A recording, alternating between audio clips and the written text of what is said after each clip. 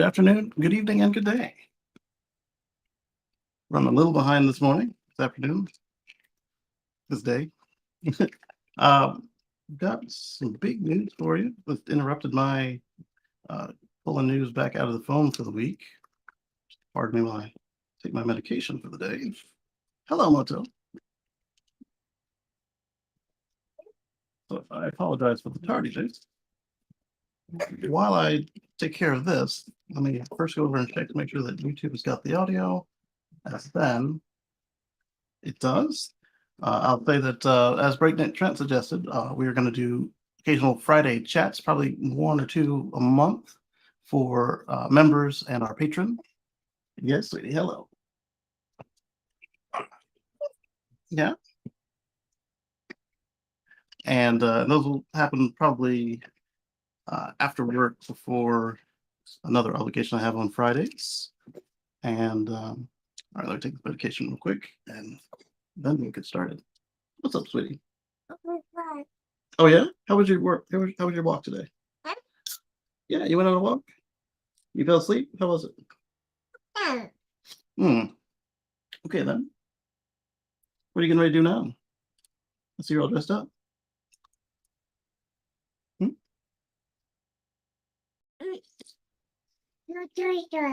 Yeah, it's nasty. It kills.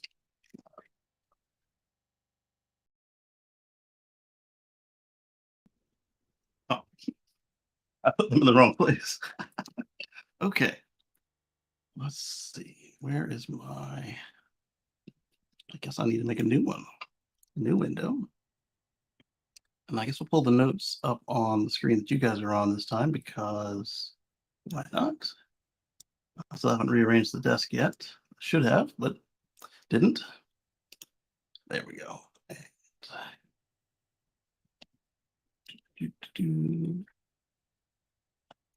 All right. Now. Yes? What, do you want down? What's that? No, you can deal with the pool later. She's got a kiddie pool now. All right, so before I get into the big news, there's some news that I have been missing to tell you guys. So let's start with that. Let's start. You want down? Down? Do you want down? Does Moto want to get down? You said da, da, da. Is down? Down? You want down? Down. Okay, here you go. Bye-bye. Love you too. Okay, so she's waving. All right, so we've got a chat. Let's see. That means the chat's working. Andrew says, good evening from Stockholm, Sweden at 7:10 p.m. Good evening indeed. All right. So I need to share screen. And so, like I said, I'm a little behind on this news, but it is important to us. Professor John Goodenough, Dr. John Goodenough, one of the fathers of the lithium-ion battery, he passed at 100 years old, and our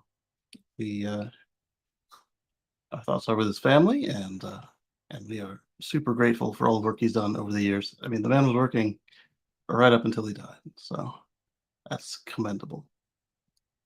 Let's see some of the highlights they pulled out on him. Let's see. He helped develop modern computers, commercialized lithium-ion batteries, touched every person's life on the planet, yet few knew him and his work, and didn't bring him his work didn't bring him riches, though it did earn him a Nobel Prize very late in life. None of that bothered John Goodenough, as he kept developing better batteries until almost the end of his life. His decades of work and innovation are now a cornerstone in the race to decarbonize the world's vehicles and energy system. Born in 1922. Indeed. So again,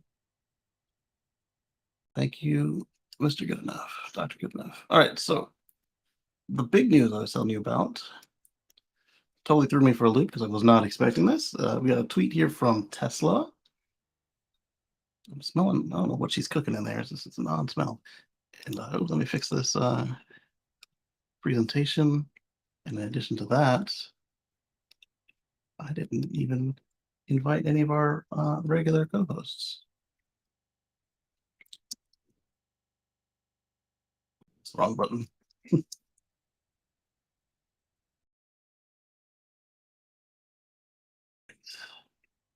Of course, Mac thinks they know better than me, and they're moving everything around because they can.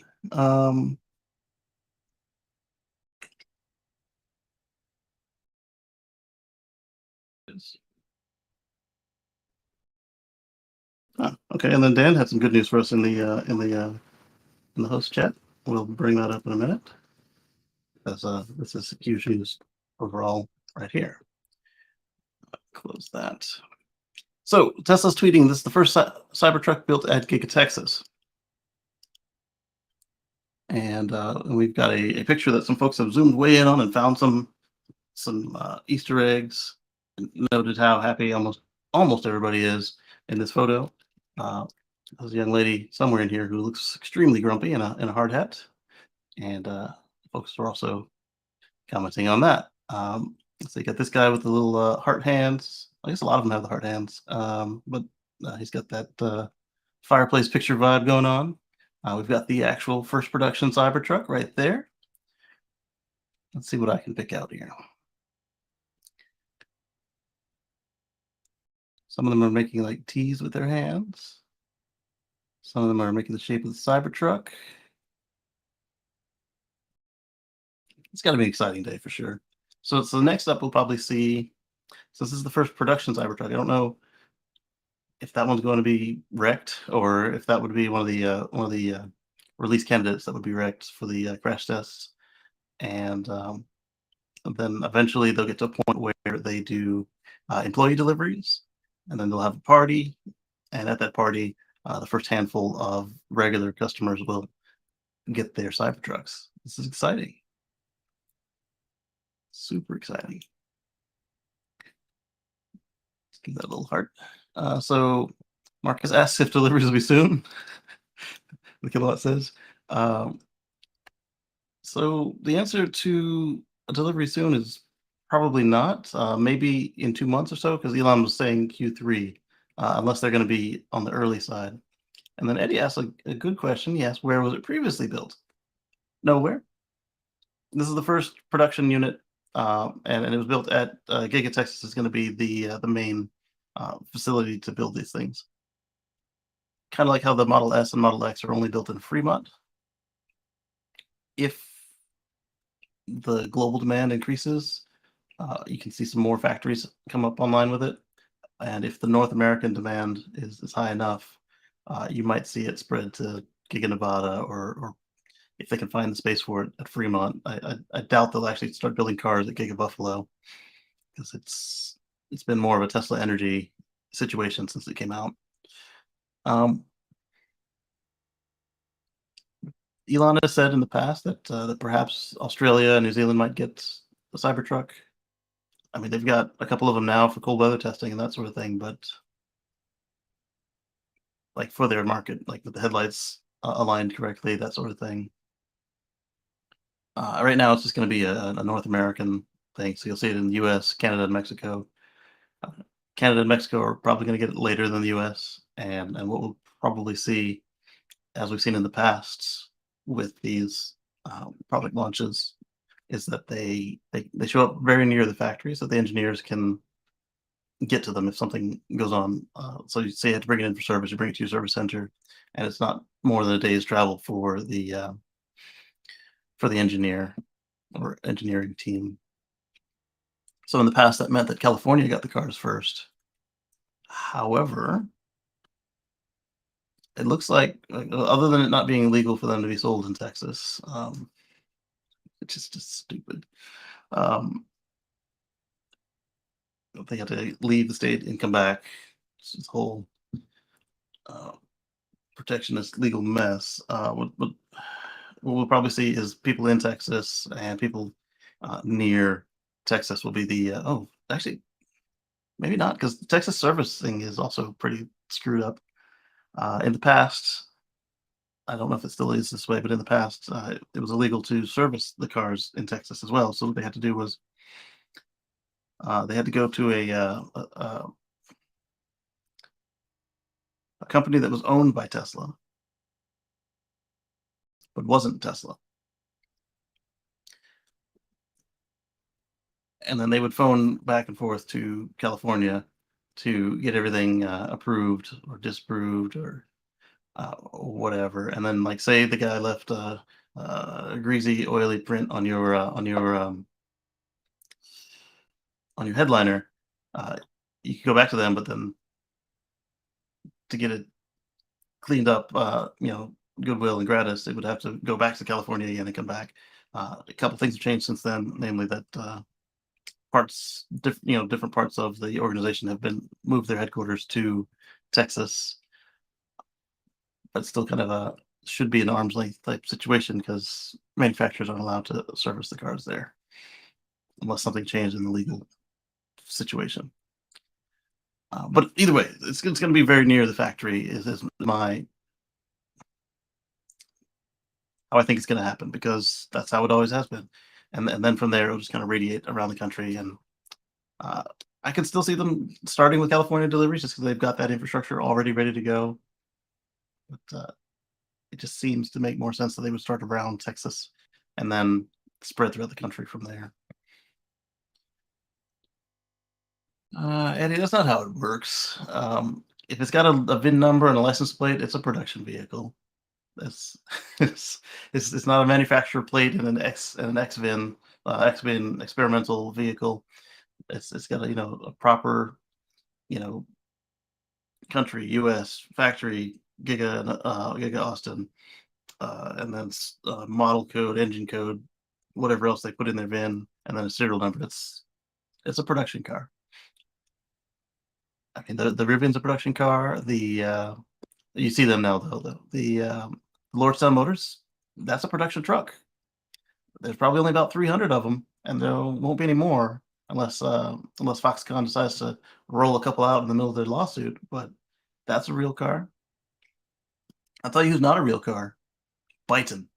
Byton went bankrupt, and I'm not smiling because I'm happy about that. It's kind of humorous. Um, but that's people out of a job. That's one less option in the market for people to purchase. But if you watched any of us like EV nerds looking at it, talking about it, it didn't seem that they had a high chance of making it out. So Byton's no more, and unless there's something special about their IP, I don't see, and not instrument panel, but the intellectual property. I don't see them being picked up and run across the finish line by somebody with more money. Yeah. So, like I said, this is a production car, and I don't think it's going to be one of the ones used for crash testing unless it has to be production cars. And in that case, you see probably about the first 50 of these cars will disappear into experimentation and testing. But from my understanding, like with Model X, Model Y, and Model 3, the last couple of not necessarily hand built, but the last ones to come out before they switched to calling it production, those are the ones that they crash tested and fuel economy tested and that sort of thing. My monitor is angled funny. Yeah, there we go. Let's see. Has the media called those hand signs? Oh, come on now. They will if they get adopted to that sort of thing, certainly. All right, so let's see. X Auto World, first production test of Model 3 rocks the world. July 7th. I remember Tesla Model 3's first production vehicle. It was a huge deal. Yeah, it was. So look at that. Model 3 on July 7th. What year was that? I don't even remember. What, 2017?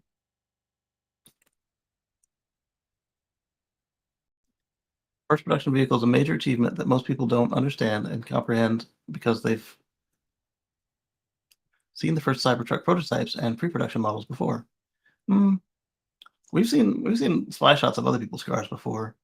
You can regard it as proof that the entire production line with machining people with machinery and people is working.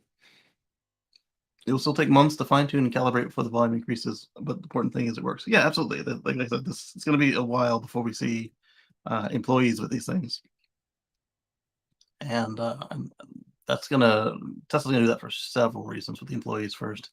One, it allows them to shake down the vehicles even more, figure out anything that's going wrong with the assembly, anything that's wrong with the software.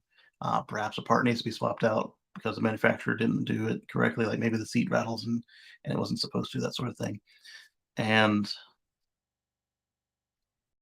the more nefarious thing about that is it allows them to continue to hide the price from us until until a normal Joe Blow gets to go over to the configurator and then see what Tesla's going to charge him. And even then, we've seen in the past, like with the Tesla Semi, that doesn't necessarily mean that the price is going to be coming out either, because we've got an idea of what Pepsi's paying for them, but we don't know what Pepsi's price is because uh, it looks like Pepsi signed an NDA, or they're just not saying, as well as the fact they've got a lot of help from the California government, from the federal government, and those sorts of things. So it'll be months before us normal folks can start to learn everything we want to know about the car. We might be able to start getting the manuals and such a little bit earlier um, than the cars, but not much. Tesla's really good at stuff they don't want to get out being kept in. That's also gonna make some of the stuff I did find for this week seem anticlimactic. But that's fine. There's also a lot of stuff that got stuck in the phone because once I ran into this, I stopped pulling stuff out of the phone and gathered some stuff on this. So let's pull up the next article, tweet or whatever, and see what we're working with.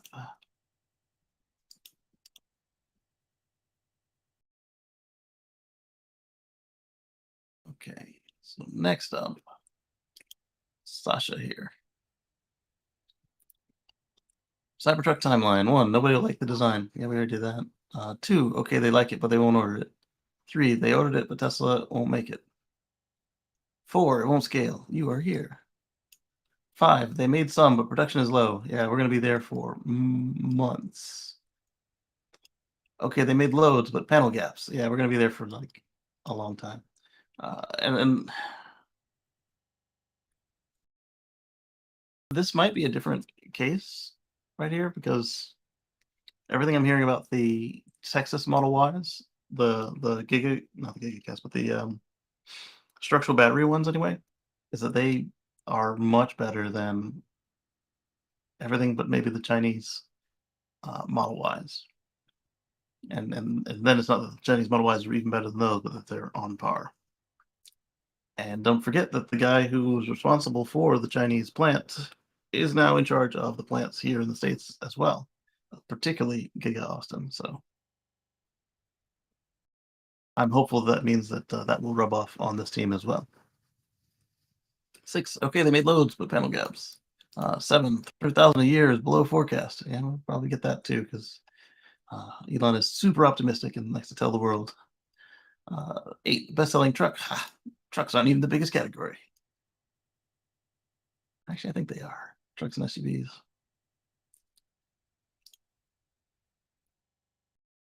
Jen says, I've stuck with it's ugly and I don't want one, but y'all have fun. I started off hating the look, but now I don't mind it. I don't love it, but I don't hate it. Then again, I'm not a car person. I don't see any cars as beautiful, but I see some ugly. 9, 3-row SUV variant is making more per year than cumulative production to date and will be the best-selling vehicle ever. That would be really cool if they make an SUV on this thing. Not that I don't love my Model X, but it's a crossover, and it has that whole situation with the curved back, meaning carry less cargo in the trunk. Even a 3-row SUV of the Cybertruck would have tons of legroom in all 3 rows, and then it would still have plenty of cargo space. I think if they went for a van instead of an SUV, they could probably make it a 15 passenger van on that same frame. It'll be interesting to see where they go with this after they finish the truck. Nobody addressed color. Will the public truck buy a truck in mass quantities of the same color? Yes. Look at how many of all Teslas were the free color, like whatever the free color was at the time they were built. You had black, white, um, midnight silver metallic, the gray, and then it cycled. Not even on your list. Someday when Elon is bored and wants to add extra 100 billion to the market value of Tesla with a single tweet, he can write cyber SUV with a napkin sketch. Oh yes. All right, let's see what the next. I think the next one's also a tweet. Ah yes, it's Joe with the drone army. Joe Tedmeyer. A few images inside Gigafactory's 4680 battery production section of the factory. I was here today filming the 3-year anniversary of construction videos with the Quad Squad and celebrating the. Okay, so that's probably a better name than the drone army, the Quad Squad, and celebrating production of the first Cybertruck. So let's take a look at these pictures. Oh wow, that looks pretty cool.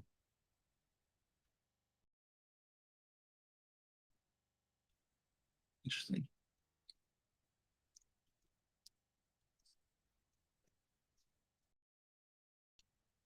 You going for another walk, baby? Have fun. I was going for another walk. All right. That's a lot of batteries. That's a lot of batteries. My goodness.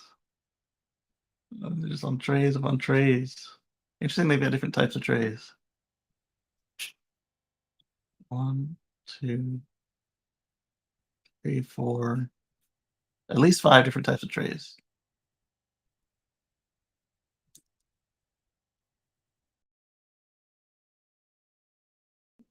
All right, then.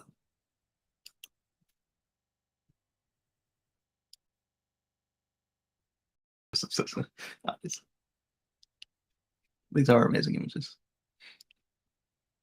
It's like a bakery of some type. Shelves full of goodness. And ovens baking a better future. What kind of future? A future free from fossil fuels. Racking them up. All right, so next up. What have we got?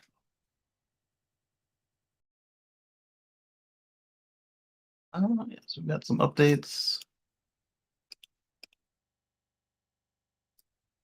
This thing starts scrolling on me again. Don't scroll on me ever. Unless I roll the scroll wheel. Right, I've got a couple things open. Let's see what we get next. All right, Tesla update 2023.20, which brings something up for me. Let me see what's currently rolling out there.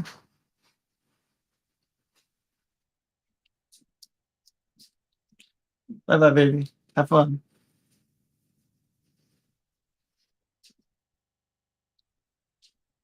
Let's see here.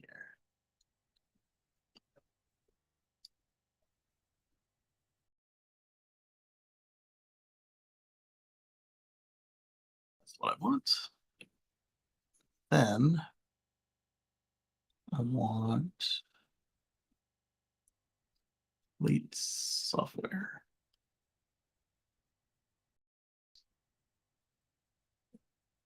Oh, map updates are included now as well. I wonder if it tells me what map update I'm on. Probably not.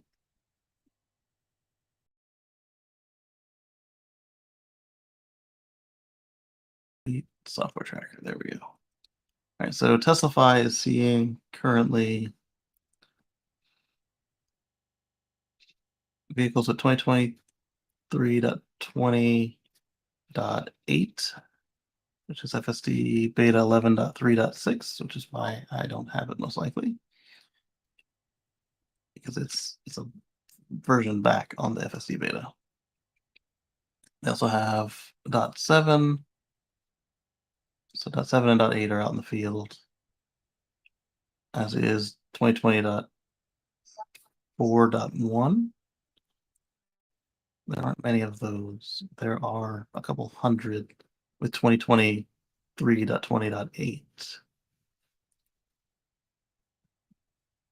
Okay, but it looks like the actually I can share this. It doesn't have any of my map data on it. Let's go back here. So this one here is the current version, but we can see that the line is going down sharply. So Tesla must have found something they didn't like in the software and have now paused the rollout.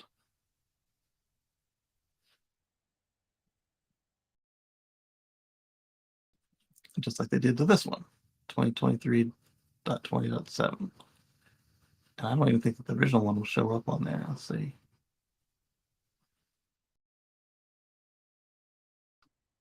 Seven. No, I don't see it at all. But look, it's had single digit installs. So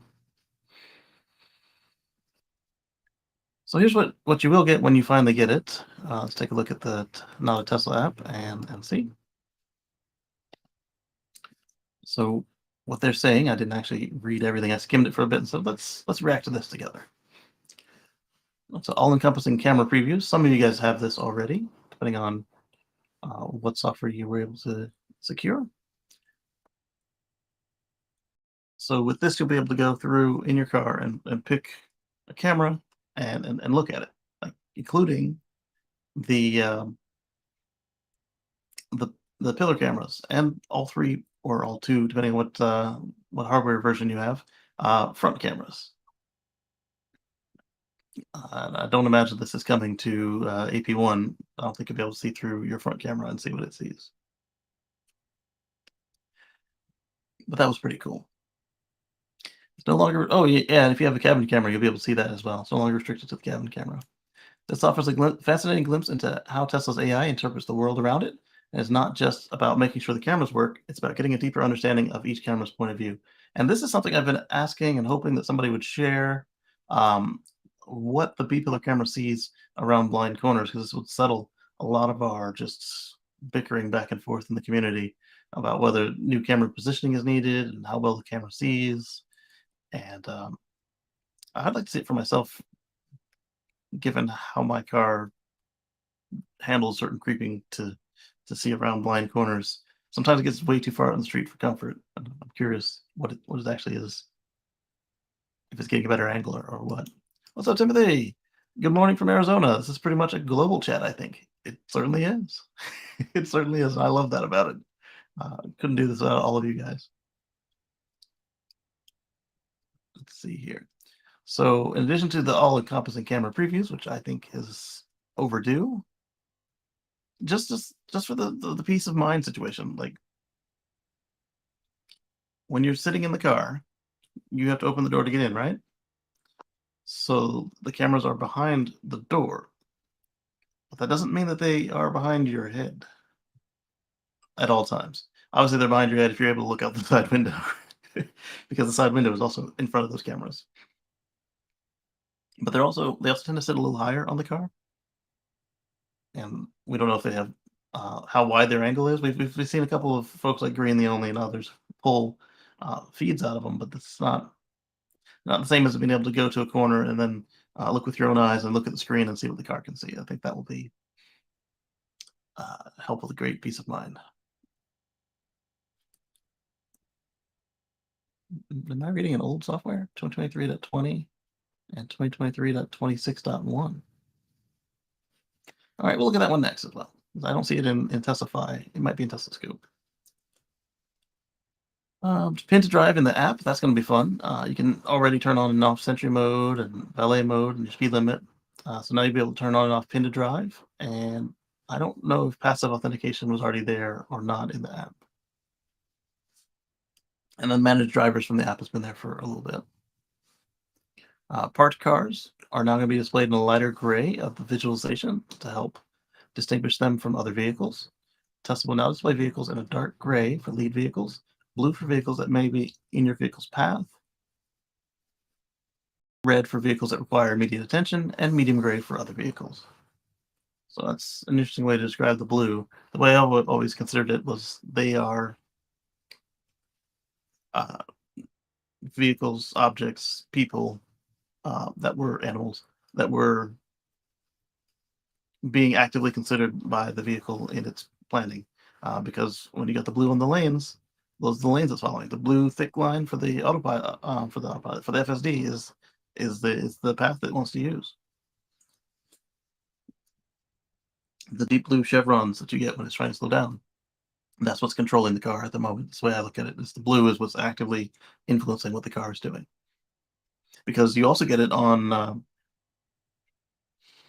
the drive selector. Like I mentioned it on one of my FSD videos where the drive neutral reverse used to be gray, and then the one that you were selected was a bright bold white. And then at one update it turned blue. And then one day when there's nobody behind me, I said, "All right, let's switch it into reverse," and it didn't. It said, "Hey, you must turn off." I don't know if it said turn off FSD or turn off autopilot to change gears. And then when you turn on auto steer, the steering wheel goes blue. So blue is the stuff that's either the car is actively considering in its control scheme, or stuff that it is actively controlling, such as the gear selection and the steering. And I guess the blinkers probably should be blue too as well, but uh, I think that it's would have a field day with that if they went from green to blue. But I guess they could do a blue surround, and in fact they might. I don't know, but they could do a blue surround around the green. Better named Bluetooth keys. So if your vehicle supports Bluetooth keys, you can name them. Your Tesla phone key is now prefixed with Tesla and a short identification number in Bluetooth settings, bringing a small yet meaningful improvement. Previously, phone keys included a 16-character name that made it challenging for some users to figure out what Bluetooth device was for. By eliminating unnecessary confusion, it represents Tesla's consistent pursuit of perfecting even the most minor aspects of the user experience. Typically. Why do I say typically? Because then they do stuff that Elon likes that doesn't make any sense. Like my 2008 Honda had waypoints, and my 2018 Tesla didn't get waypoints until last year because Elon didn't believe in waypoints.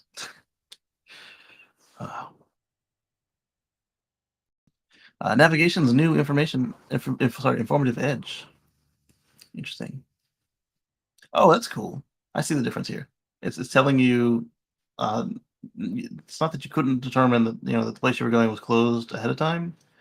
Previously, you had to click on the letter on the map over here, and it would bring it up over here as an info card, and then you could read what's nearby. You can read their hours. If they had reviews, you could see their reviews. But this is really nice. If you're going to a place, say post office or ice cream shop or franchise place, or even local place with multiple offices or branches or whatever, some of them might close at different hours than the others. And if the reason you're looking it up is because you want to go there now, not to waste your time going to A, but you could go to D if that would suit your needs. It probably wouldn't in this particular search, but hey, well, there you go.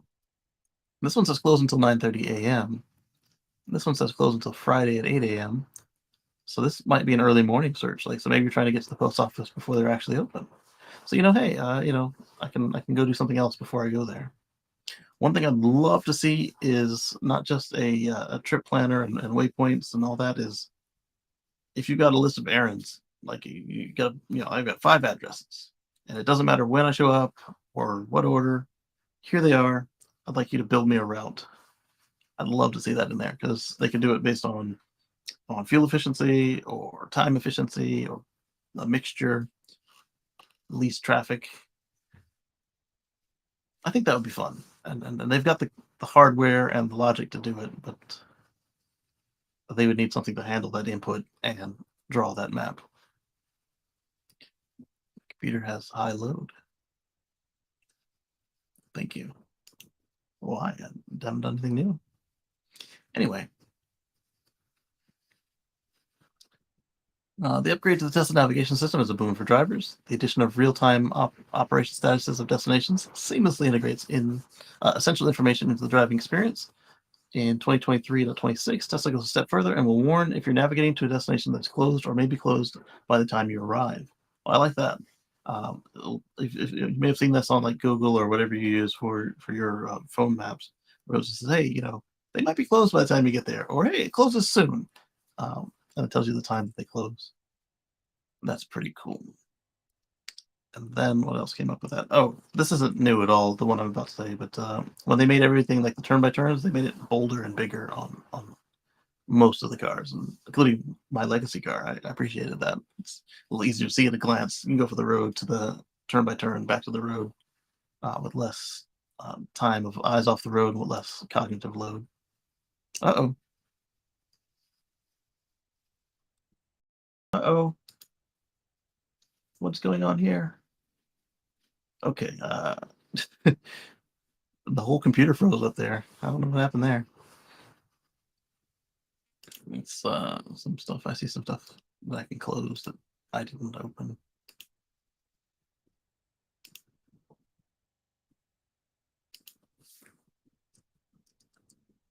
There we go. That ought to free up a little bit of memory. Most of it, I probably think is the browser. Changes to the trip odometer.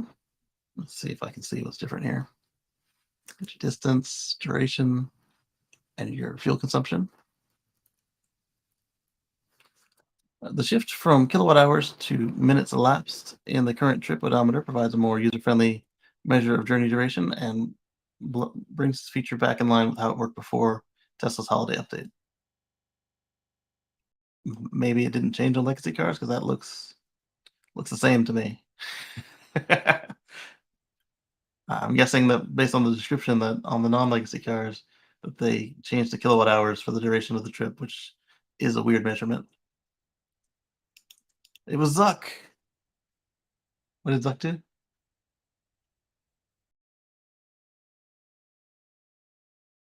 confused.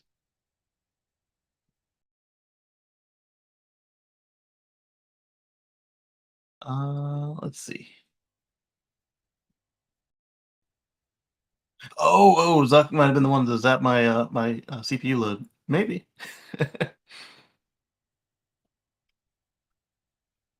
Do I have any Facebook stuff open? I've got the messenger for the host chat. That's about it. Passenger presence recognition. The passenger climate temperature is now only displayed when a passenger is sitting in the front seats. Is that new? I've had that for a minute on my legacy car, and it was super annoying. If you don't have the climate control split, or if you do have the climate control split and there's nobody in the seat. Let me see. This one was harder to test because my wife doesn't ride in the front anymore now with the baby. So if she's in the front seat, then the second display of the temperature shows up, even if they're synced. If she's not in the seat and it's not split, it doesn't show. If I manually split it and put it to a different temperature, it'll show.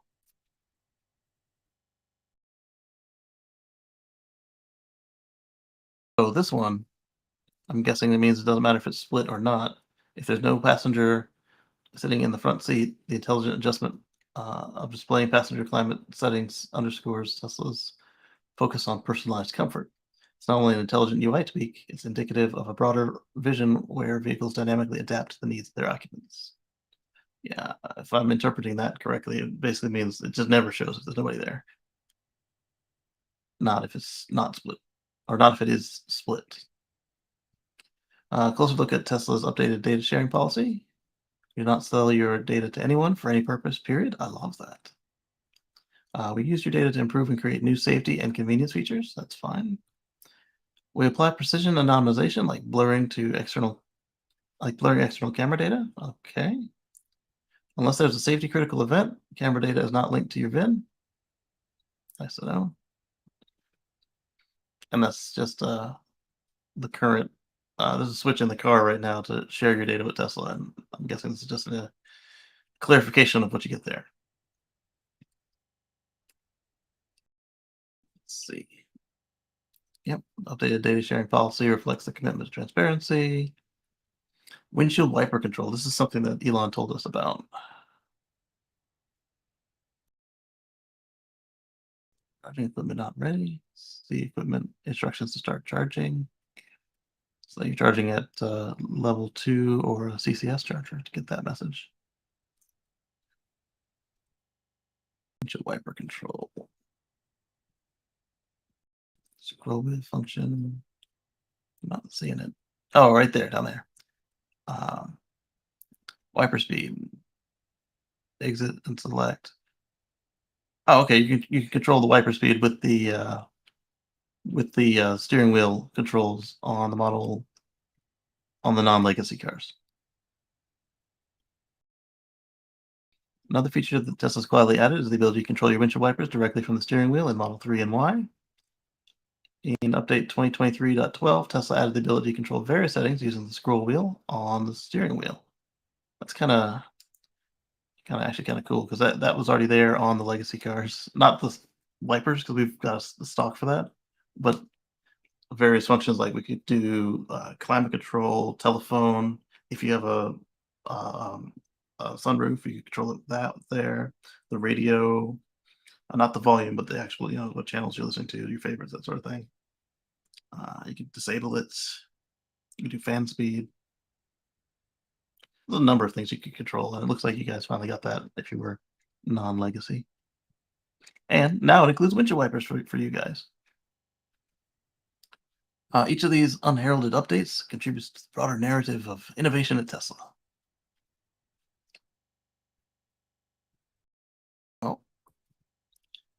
Oh, I am. This is oh yeah, because it's from today. Tesla shows off V4 Supercharger with space for screen and payment terminal. Maybe they do want that money from California. There was an article we discussed months ago where Tesla turned down an offer from California to get a subsidized supercharger installed if they would just make a way to show what's going on and pay without having to use a smartphone. And Elon said, "Screw that," and they put it in anyway without the provisions. Let's see what this entails here.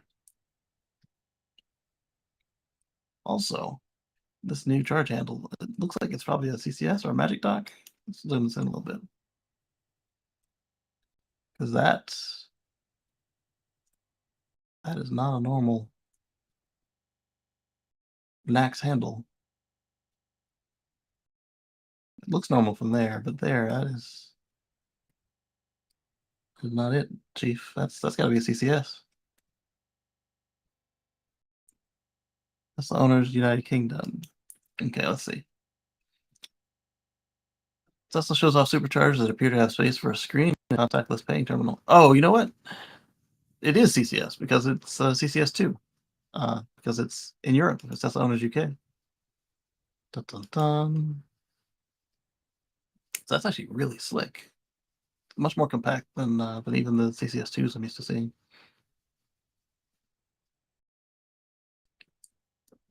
All right, so the V4 superchargers have made an appearance at the Goodwood Festival of Speed in the UK with an interesting twist. The two images show a close-up of the charging handle, but most interestingly, they also include space for a screen and a contactless payment terminal. The images were shared on Twitter by Tesla Owner UK. All right, because I'm not seeing them in the pictures, let's go to the tweet and see what we see.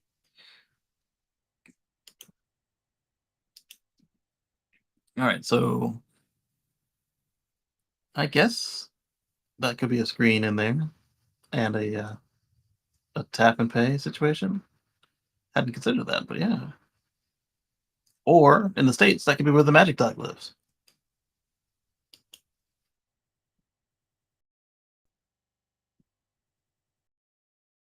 Hmm.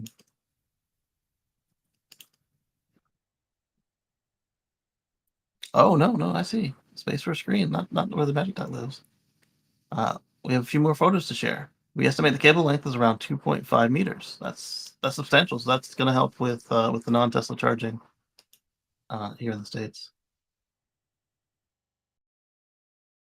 All right, so that um, yeah, their sensors are LEDs or both here. Doesn't appear to be anything on the screen, or if there even is a screen. Kind of wish they hadn't put their logo like right over, like made it easier to see what was going on with the screen. Like, kind of put it halfway or something. All right. And this T logo looks like it would light up when charging or at night or something. Yeah, just right there, and then on the other tweet. Let's see. Yeah. Where's the space for the screen? Zoom in on the left photo.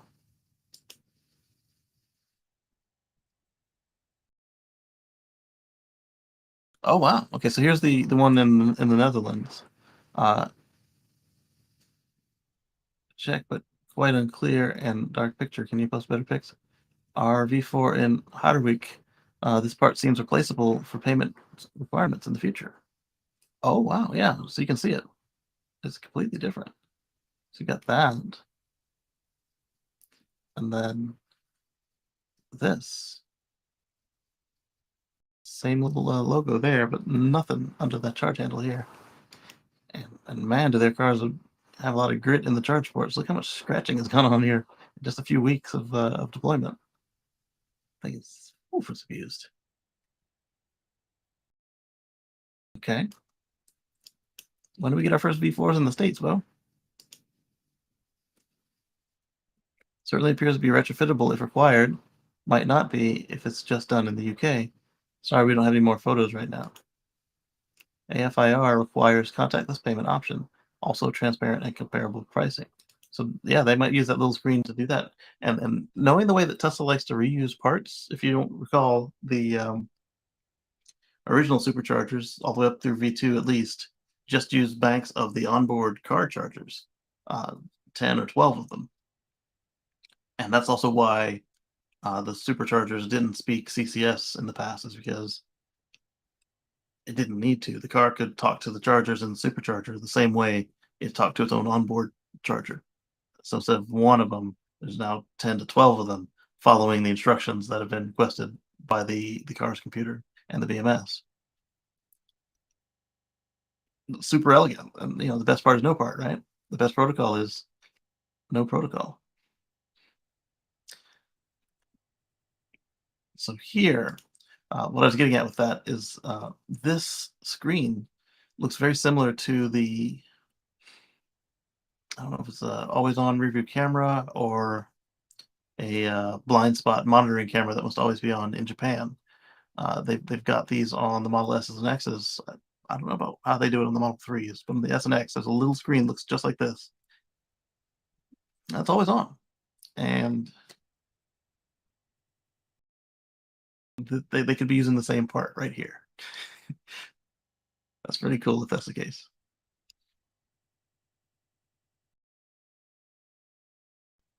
All right. Oh, look, Tesla Semi. Is there music in there? No.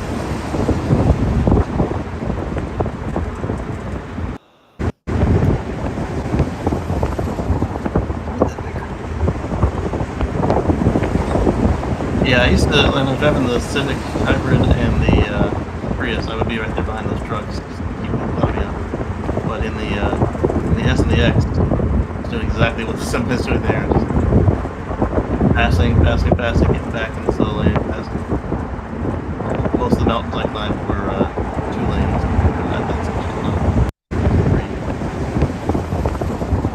This is going to be incredible. My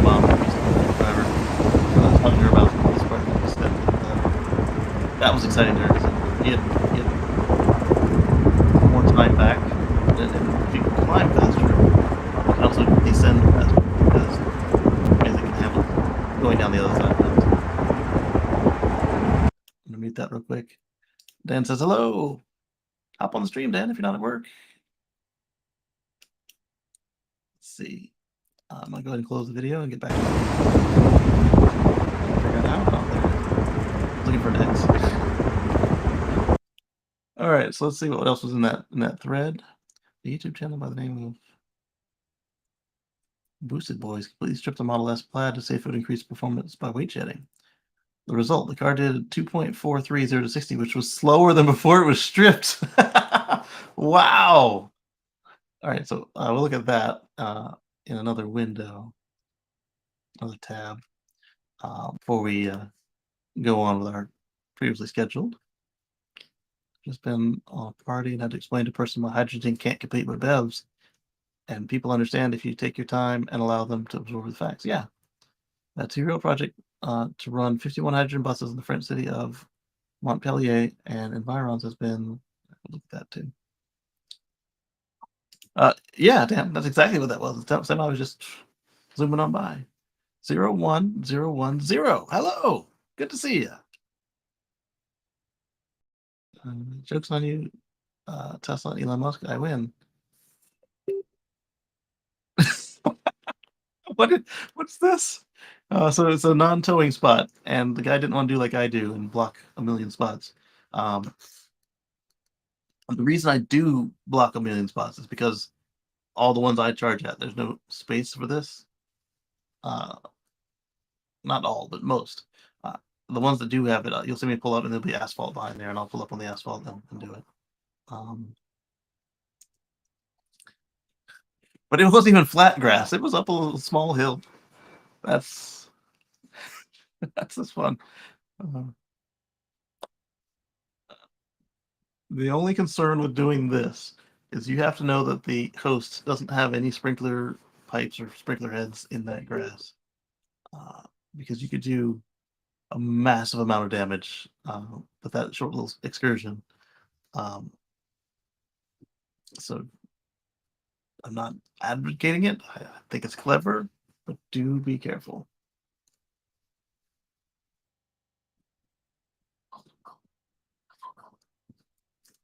All right, so I want to see the replies to that. Free Rivian level 2 chargers at Muir Woods. Cool, cool. She hurt herself. Yeah. Oh wow! Bring me the first aid kit.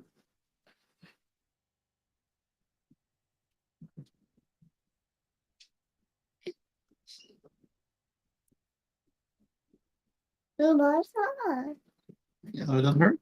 It looks like it hurts.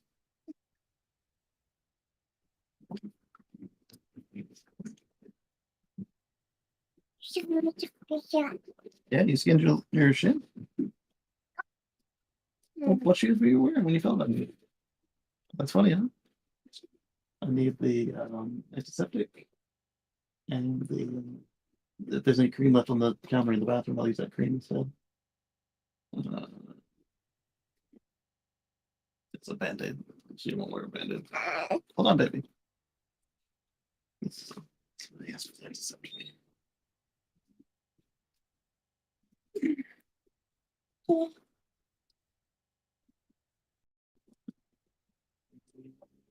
There's still some in there? Okay. Stand by. Just doing a little first aid. Yeah? Okay.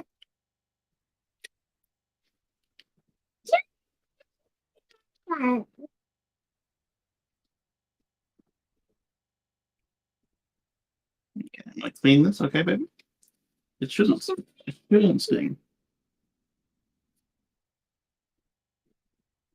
You're so strong. Look at you. Doesn't even make you cry. All right. So now your wound is clean. Your hands. Did you fall on your hands too?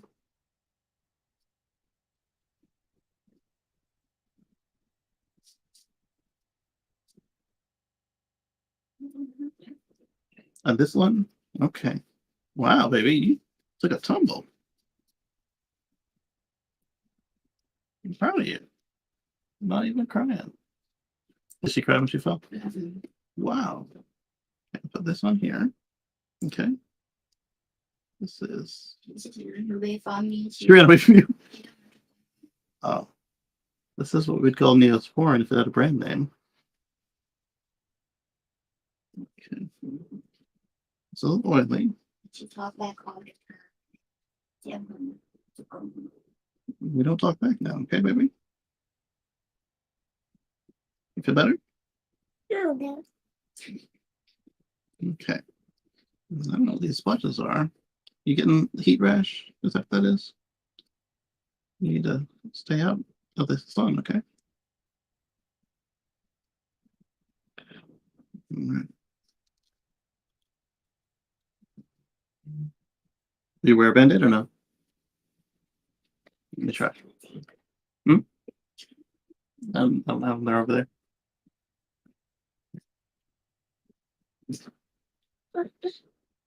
Hold on.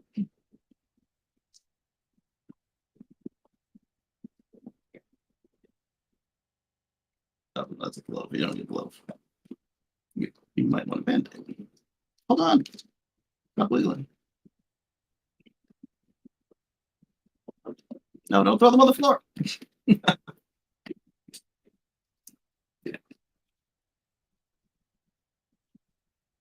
Oh, you're slipping. Hang on. Yeah. I'm gonna start with one on the small piece.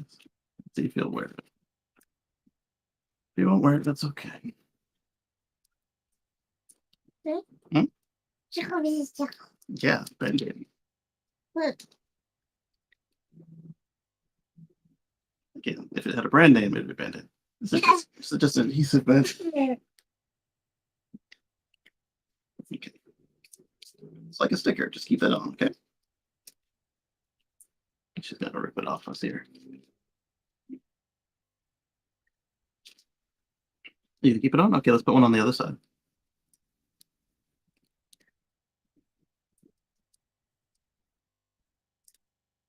See, when I was growing up, these things never matched my skin tone. This baby is so pale. They match her skin tone.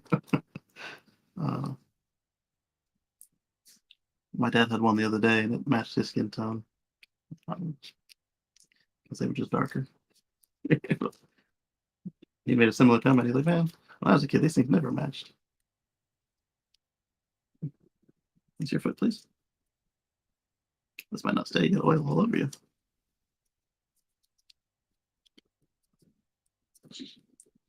Kiss it.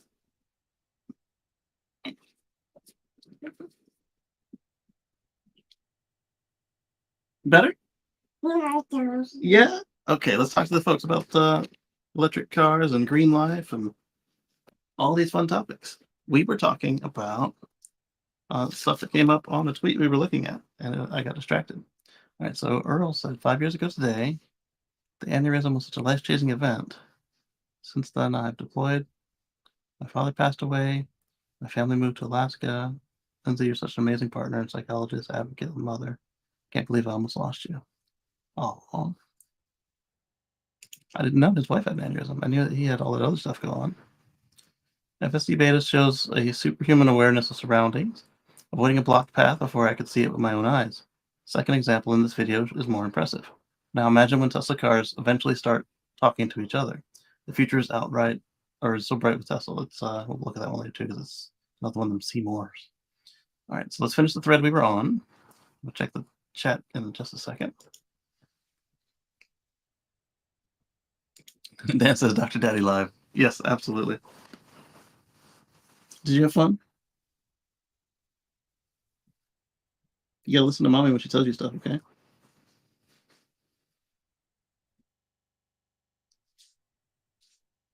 You have no response to that? Is that an excuse or is that a yes? That sounds like an excuse to me. If you keep not doing what she said, she's gonna stop taking you places. All right, so no such thing present in the pic. Well, Yeah, I saw it as well. The screen wasn't there, but the space for the screen was definitely there. No such thing unless Tesla says it is.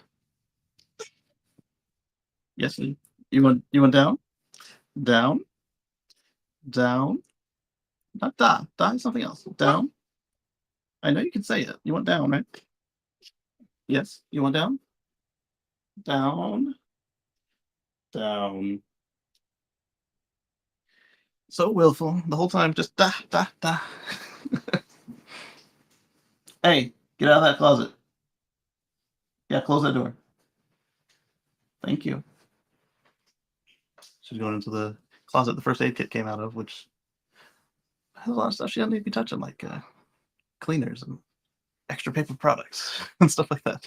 All right, let's see. So it's not just a light and proximity sensor, it's the Pager Apollo payment terminal. Oh, so it might have just had the whole thing in there and just not been powered on. Or maybe it was powered on and their logo was just covering it all up.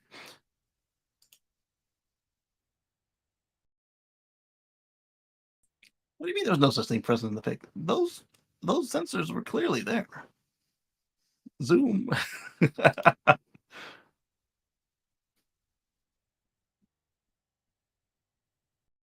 All right. Are there any differences to the ones in the Netherlands? Yeah, yeah. Thankfully, the folks in the Netherlands sent us a picture. Yeah, but come on, we wouldn't know this unless we had been to the Netherlands. Uh, let's see. Let's see. More replies. Now I see your tweets about supporting UK public charging with payment options make sense. You knew this was coming. And that's very similar to, like I said, what was going on with the California supercharger situation there. This, assuming that it can display the prices and tell you more about your session, that might put them in compliance. The only question then is if they do it, will California then force them to put it on all of their superchargers, or at least all the V4s? There's no place to put this on a V1, 2, or 3.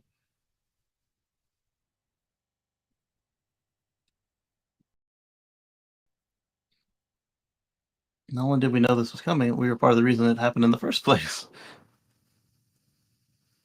Really? All right, let's take a look at that. Oh, why it's stupid. Imagine you don't know everything you know about EVs. It's midnight, your car's low, and uh, you're not okay with public charging. You see Tesla chargers, you go to plug in, and then nothing. It says to download an app. You're lucky you have signal, but wait for it to download and charge. This really sucks for new consumers. Yeah, that's all true, but this will be useless if they somehow retrofit it. Unless they somehow retrofit all of the 1150 V2 and V3 superchargers in the UK. Solution will come with the cars themselves having built-in Tesla-like plug-in charging, like it's going to happen in the US now. You are not wrong. They retrofitted every V2 with additional cables. This could happen with V4.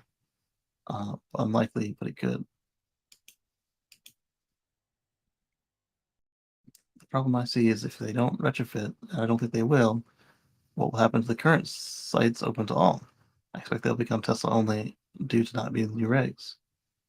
I don't. That's a good question. That's a good question.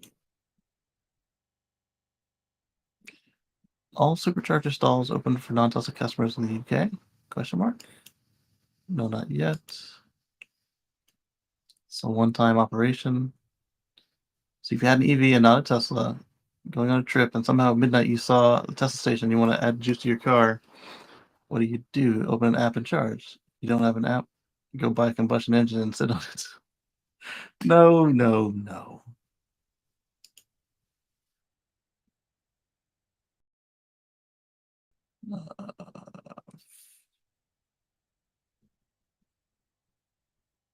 I'd report them, but Elon has made Twitter make that so many steps, it's not worth reporting the crypto scammers. So I am sorry about the scrolling. I'm looking for this piece right here, which appears to be a PDF. request for comment, EV charging market study. Tesla Owners UK represents over 10,000 EV owners in the UK. This letter contains a response to your invitation for electric vehicle charging market study as laid out in your requested sections below. Oh boy. Technology Connections has a new video. Looks like I'll be spending an hour watching about light bulbs.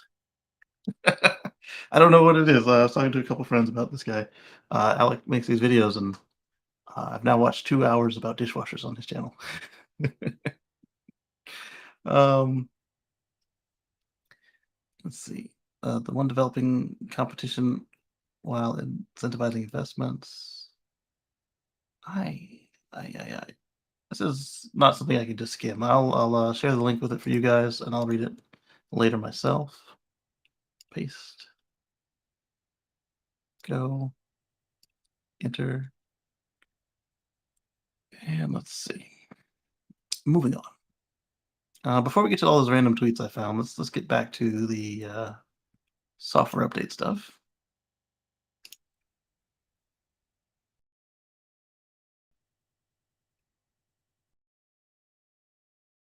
Even before the software update stuff, the whole page that sent us down that Twitter rabbit hole.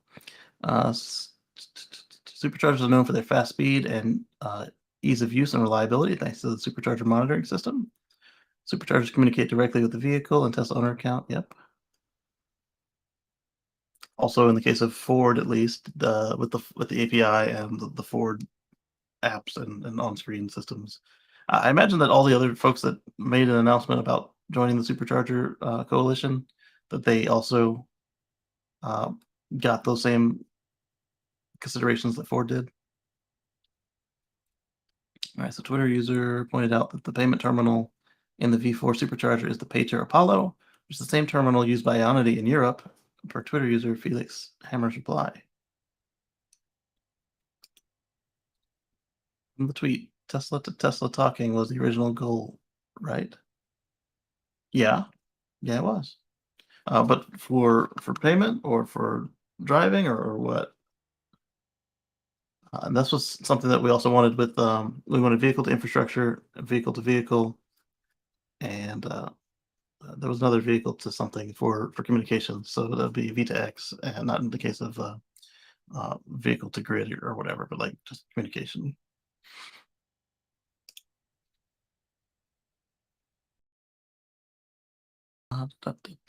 We originally reported on Tesla's V4 supercharging last year when they revealed the full design and architectural drawings for station in Danvers, Massachusetts. Is that one up yet? I don't think it is. The first V4 officially opened earlier this year in the Netherlands. These drawings revealed the height of the V4 stations to be 6 feet and 4¼ inches, which is almost 1 foot taller than the V3 superchargers.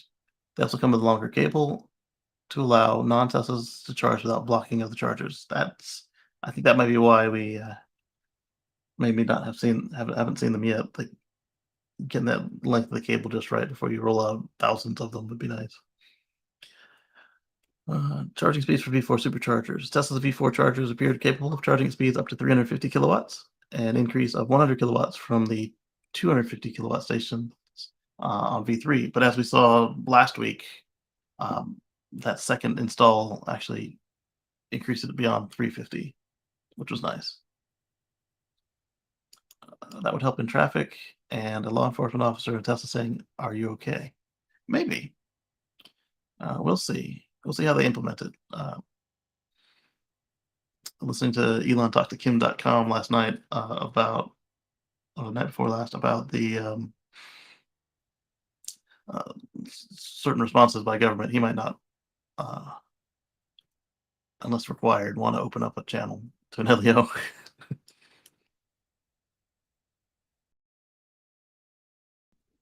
Oh, that's a cool infographic.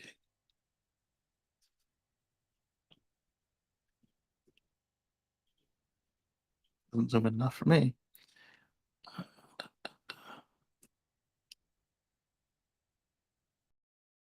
Auto Trader study, the triumph for Tesla and Jeep. Somebody was talking to me about this. Was this you, Dan, or somebody else?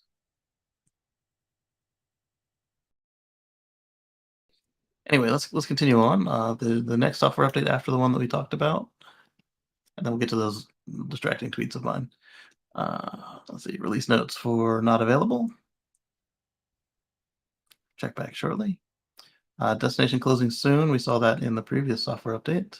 Available worldwide. That's nice on Sexy. Spotify refresh. That's one that we've been looking forward to. Play your Spotify music playlists, podcasts, and audiobooks with a more familiar look and feel. Go to App Launcher Spotify. Requires premium connectivity. Uh, Folks have been saying that including me, that the Tesla implementation, at least in states of Spotify, is pretty terrible. And we don't know if we got the same version of Spotify as the folks in Europe, because we had not tuned in. It's called Live by Live now, but what they call it used to call it Slacker. We had that, and you guys had Spotify. And then when we finally got Spotify, it was hot garbage. It's slightly better hot garbage now. And if the versions of the app we had is what you guys had, I don't know how you guys were listening to music in your car before. But supposedly this will be better. The other complaint I'm hearing is that the Apple Music implementation in the Teslas is pretty bad. So hopefully that will be getting adjusted soon as well.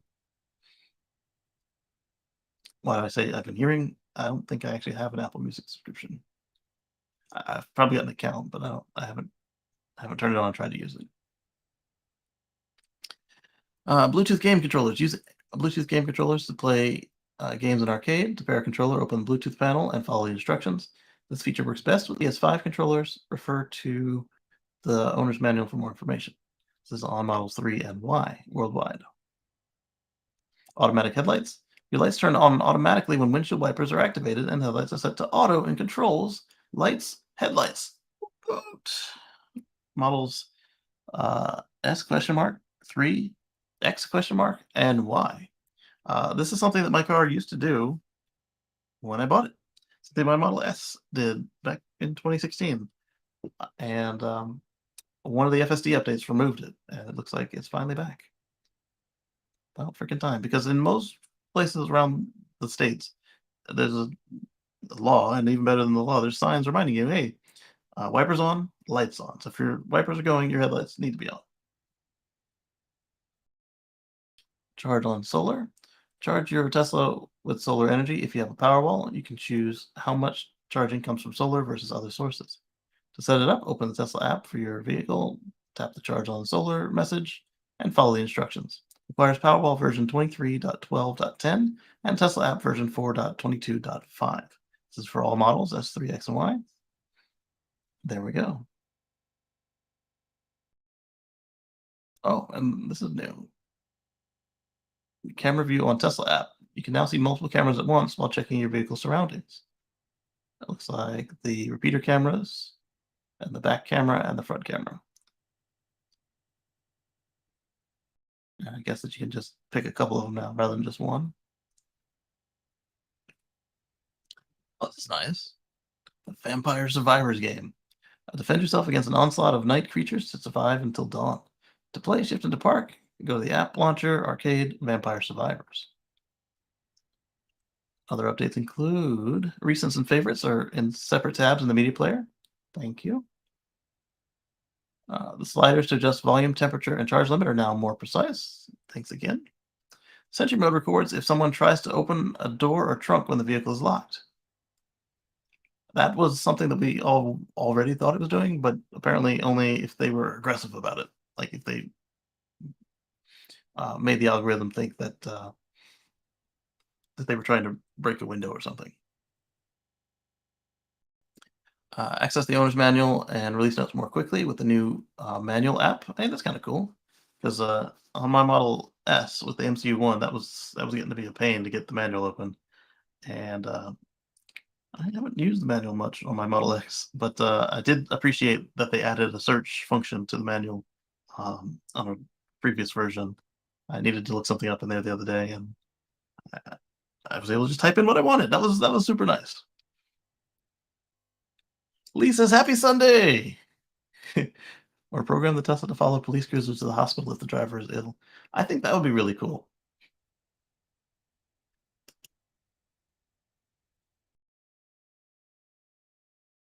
Let's see.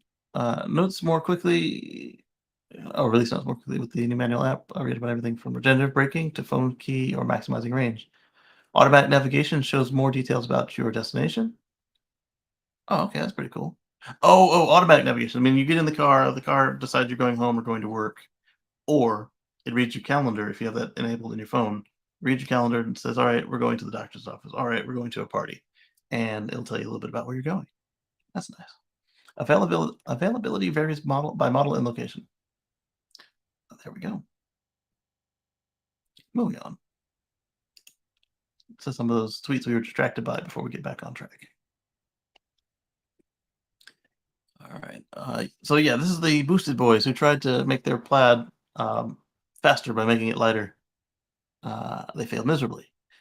Uh, As a result, the car did 2.430 to 60, which was slower than it was before it was stripped. Uh, this goes to show how important every part of the Tesla plaid is to create that low 0 to 60 time from the factory. This is what happens when YouTubers skip science. Could have saved you all the effort. Let's retweet this one and look at their pictures real quick. I wonder if they had just stripped the interior and left all the aerodynamic pieces on there, like the hood and bumper.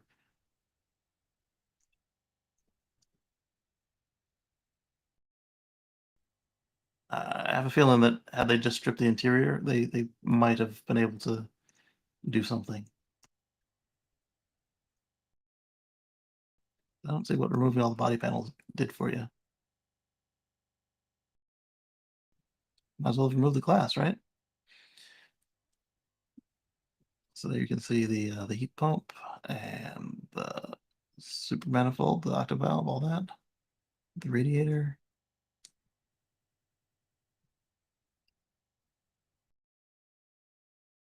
Mark says nothing like ripping everything out of your Tesla. That's right, Mark. Oh, that reminds me, I didn't send you guys an email. Stand by. And Lee says, wow, that's not good. Missed some steps while stripping out the car. Exactly. Let's see, where is this button? I'm going to copy this. I'm going to open up this. I'll go here.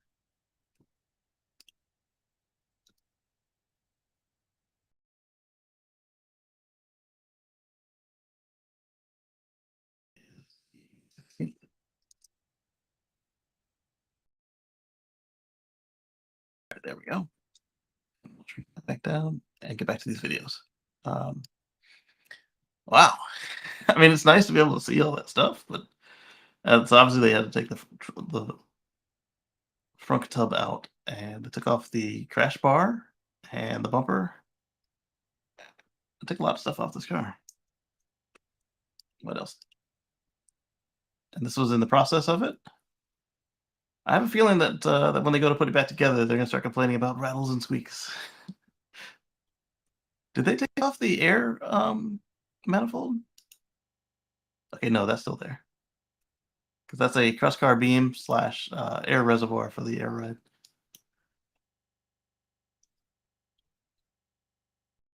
People are running faster times with stripped interiors, not stripped exteriors. Oh, simple arrow. He added a lot of wind resistance. Tesla's drag coefficient is a major point of design, which is obviously for purposes of extending battery life. Lesson learned. Should have taken out the front glass. Increased drag coefficient. Higher the number, right? It is. They dramatically increased the drag coefficient. That's just dumb. Should have removed the stuff from the interior. I think everybody's on the same page here with this. All right. Moving on to the next distracting tweet. I've been on a party and had to explain had helped them to absorb facts. 2-year-old project to run 51 hydrogen buses is in the French city of Montpellier and its environs has been canceled.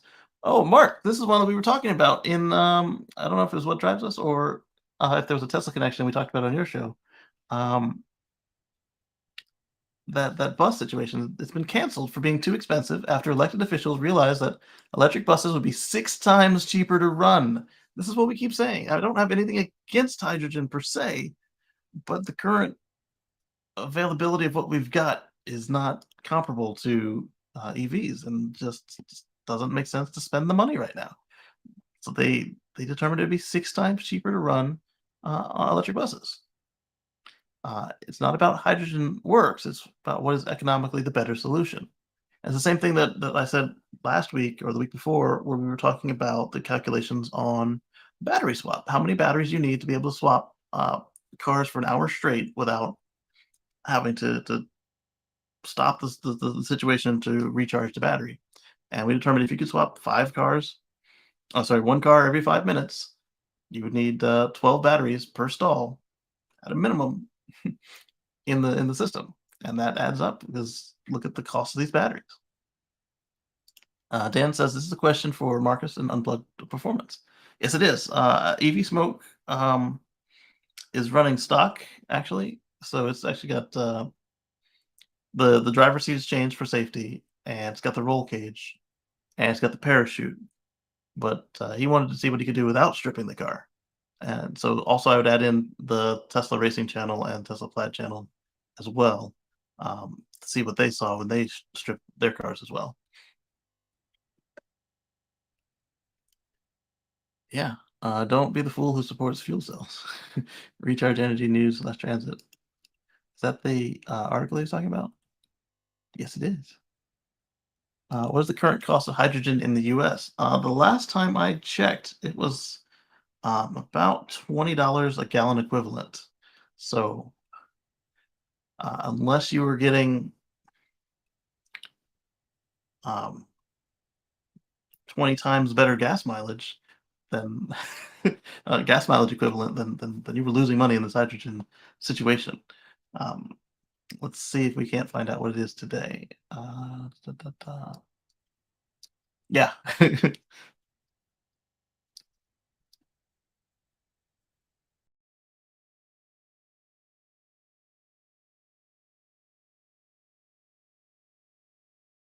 If they have something like the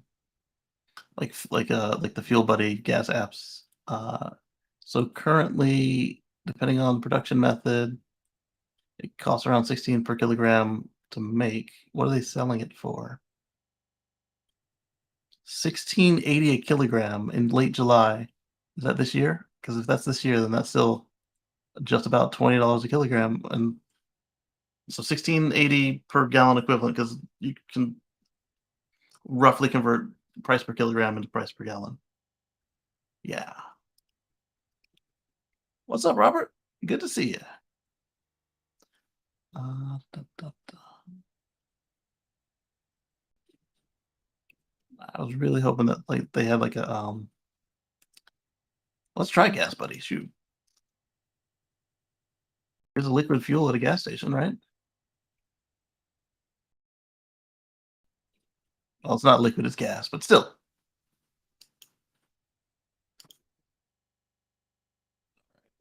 Close this. And then I don't want your card. I want to find search fuel type. Unleaded 88, diesel, mid-grade, regular. All right, so they don't list hydrogen, because we can just click on Hawaii or California and find our hydrogen prices.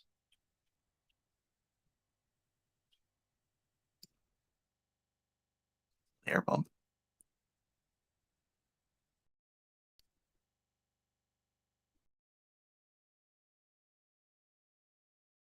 All right, let's get back to the French city here.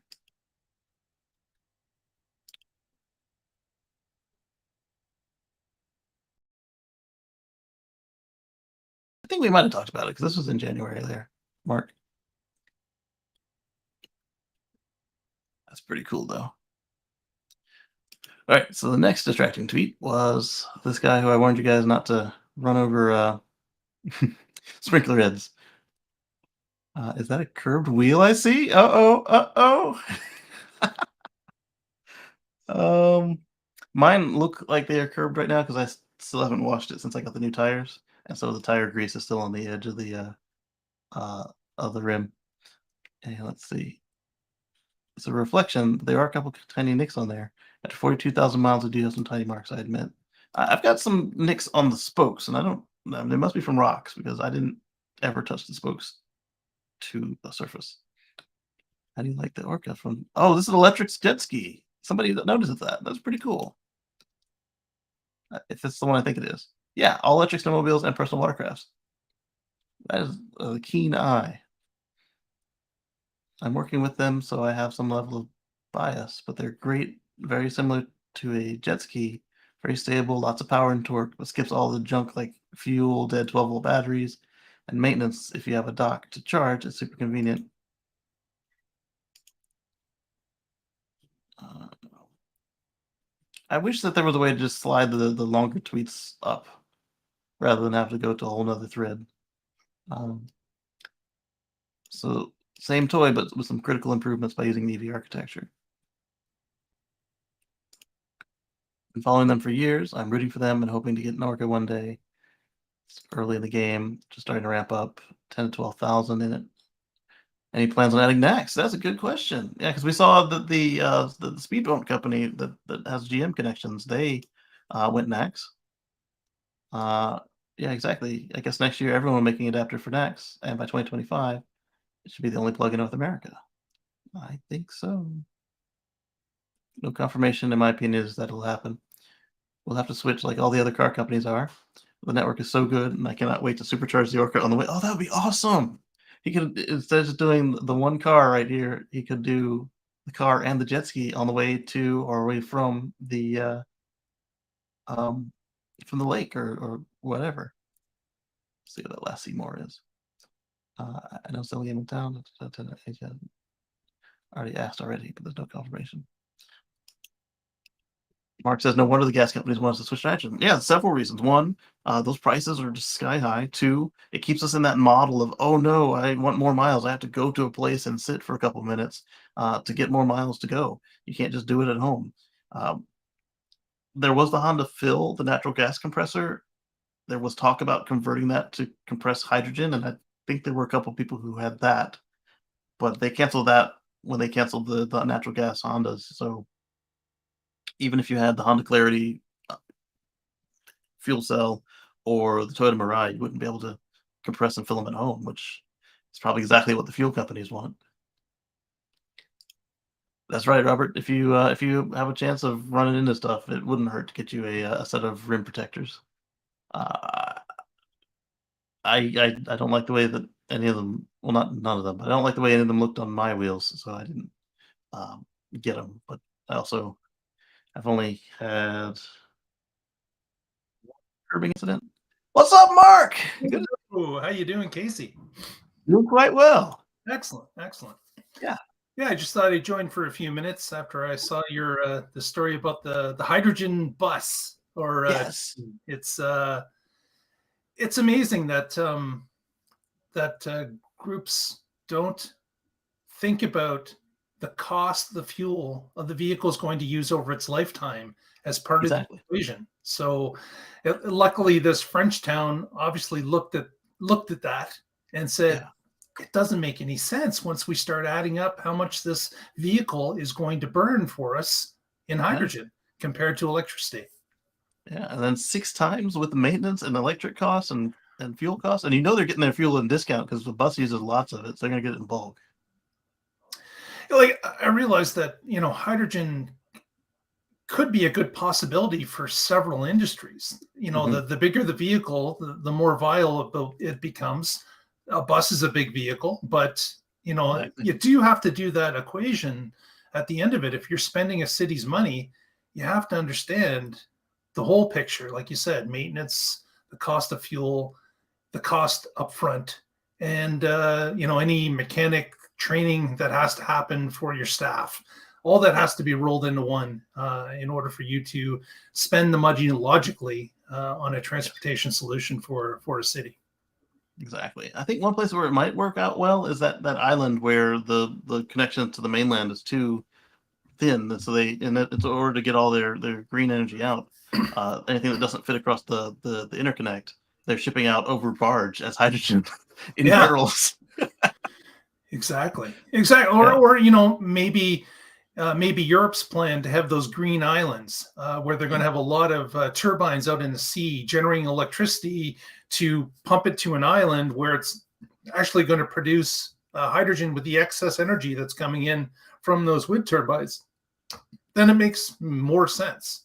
But if you're having to burn fossil fuel to make the hydrogen in the first place, like it just doesn't make sense. Like, it's kind of greenwashing, I would say. It doesn't make a lot of sense when it comes to if I have to burn the tailpipe emissions elsewhere in order to refine and produce the hydrogen so I can put it in a bus and not burn any fuel. Like, you're still burning the fuel. It doesn't exactly. And then the argument could be said, oh well, you've got a centralized combustion, so you can make sure they're compliant. Yes, this is true, but if you are able to burn 45 to 50% less of it by dumping it into a battery at a minimum, like the dirtiest, then why not just do that?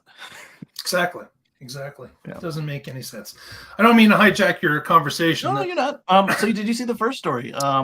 Cybertruck production. I did not, but I did want to mention that. I'm sure that would have been your lead, but I didn't see it. So yeah, it threw me off because I was like getting the articles out of the phone, and then I got sidetracked, and then it was time to get on. I was like, oh well, I'm gonna start with the Cybertruck. That is big news for sure. Yes, so a lot of people are going to be excited about that. And this is the first one that's rolled off, I guess, the production line itself, right? So this is not a handmade vehicle. I'm sure there's handmade aspects of it as they get everything lined up, but good to see that the production line is starting to be used, and we can now start to watch the ramp up, which is going to be real exciting. So any thoughts on when the first non-employees get theirs? Do you think it's still going to be Q3? Or? Wow, that can go a lot of ways. I think it's kind of just a roll of the dice. But I am hoping that non-employees start to receive this vehicle somewhere in October. That's fair. I was thinking by Christmas. And so do you think that the party is going to be when the employees get theirs or when the real people get theirs? Yeah, there's going to be a release to the employees. That'll be the party. Okay. That'll be the... If there's going to be an event, I think they're going to do it like the Model 3, where they'll have 20 Cybertrucks lined up, and they'll give them to employees at the end of it. Because with the Model 3, they had some non-employees, like investors and stuff like that. Right. With the Model Y, it was only Tesla employees. Yeah. Well, that has something to do with Tesla's feeling easy about the vehicle, right? Maybe there were some hiccups with the Model Y, and they were going, you know what? We'd rather work those out with the 30 that we give it to that are working at the factory. And, because then we can guarantee they won't speak. Whereas with the investors, they might still speak. So with the Cybertruck, if I was having to bet on that, I would say employees would get it only for the first little while, because with a brand new truck, the squeaks and rattles and stuff is going to be new to them. So, and especially with all that steel, who knows what kind of creaking and noises this thing's going to make. That they may or may not be expecting. Sure. And then you've got the that also allows them to continue to hide the price for another couple of months, while Ford and Chevy have to kind of shake in their boots as what is it going to be priced at, and we won't like it as customers, but it also allows them to get a better feel for what their speeds will be, what their ramp will look like, and then they can pull a Toyota and price it lower than it actually costs them if they know they're going to grow into it. Yeah, it's exciting times. It's something that literally millions of reservation people are waiting.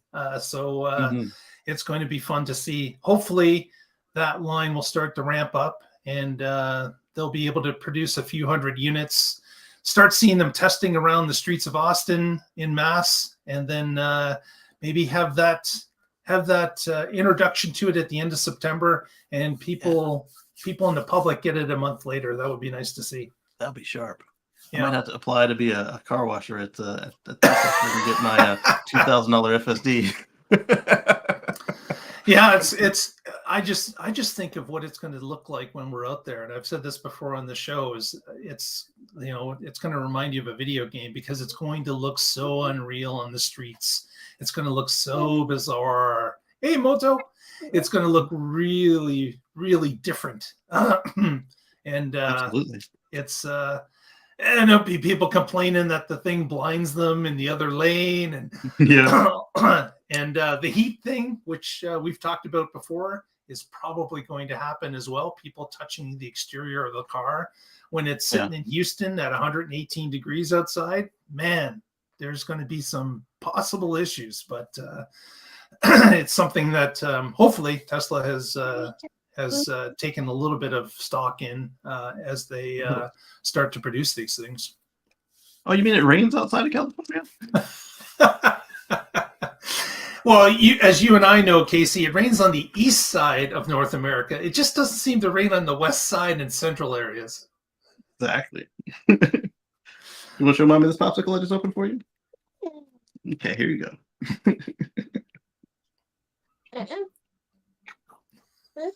Here you go. I don't feel like being purple for the rest of the day.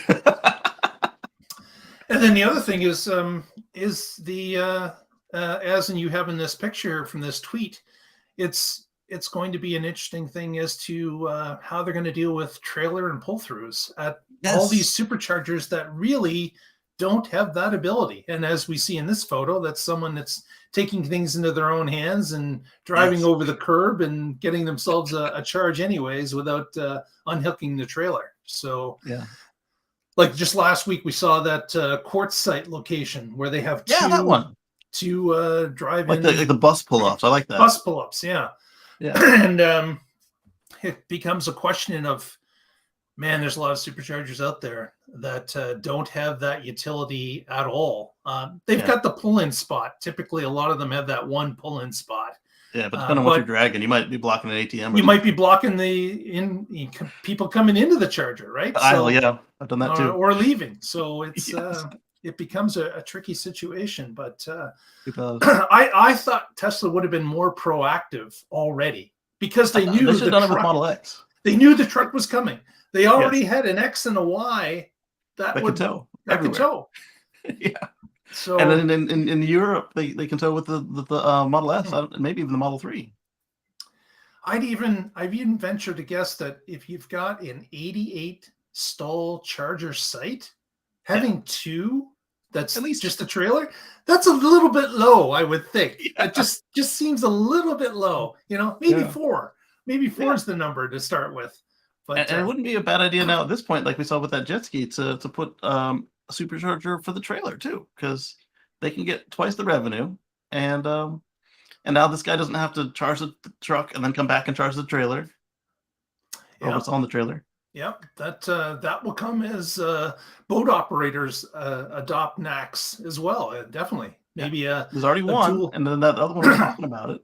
Yeah. So this is gonna be exciting to watch. The other thing I thought was kind of interesting is that we're constantly opening superchargers, but the V4 style with the longer cable, it's just limited right now. Just two chargers in Europe. That's it. Yeah, two in Europe, and then that demo we saw at Goodwood this week in the UK. Yeah. So it's something that I'm kind of surprised with. I thought they would have maybe rolled out.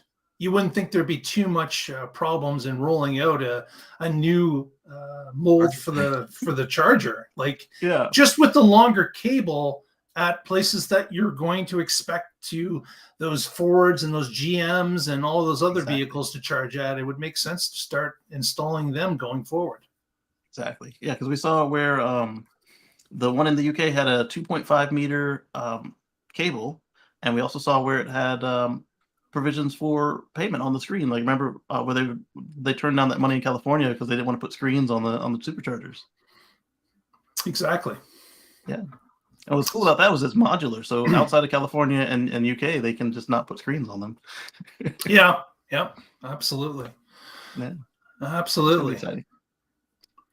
What else you got in the news feed? So we got this guy from he's showing that FSD beta is showing superhuman awareness surrounding and avoiding blocked path before I could see it with my own eyes. Second example in this video is more impressive. Now imagine when Tesla cars eventually start talking to each other. That's something that Dan had mentioned in the chat. The future is bright with Tesla AI leading the way. Oh, so there's a new company called XAI, Elon Musk company. It's related to Tesla. And in the announcement, there was a Twitter Spaces where Elon claimed that they have solved FSD, and it was way easier than they had been approaching it. And I'm not sure how long it's going to take from what they have realized to us seeing it in the FSD beta or version 12. But if that was the case, then maybe this is one of those times where he's not like, it's coming this year, and it doesn't. Yeah. I'm not holding my breath still, but he seemed really excited.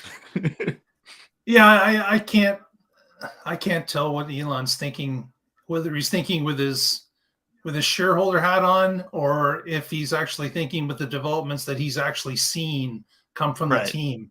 Yeah, because he's cried wolf too many times in my book.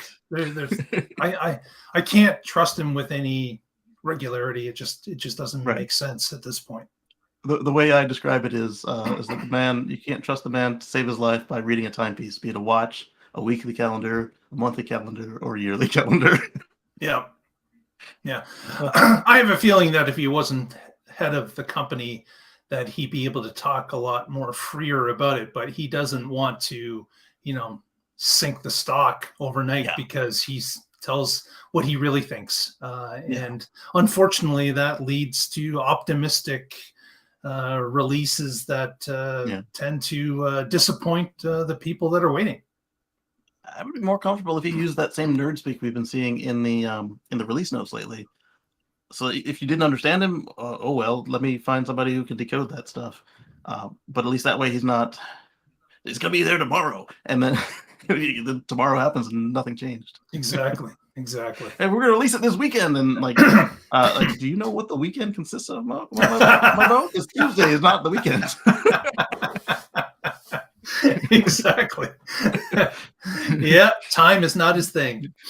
Not at all. So let's look at this guy's FSD. Can you see anything in front of this car? No? Let's make it bigger.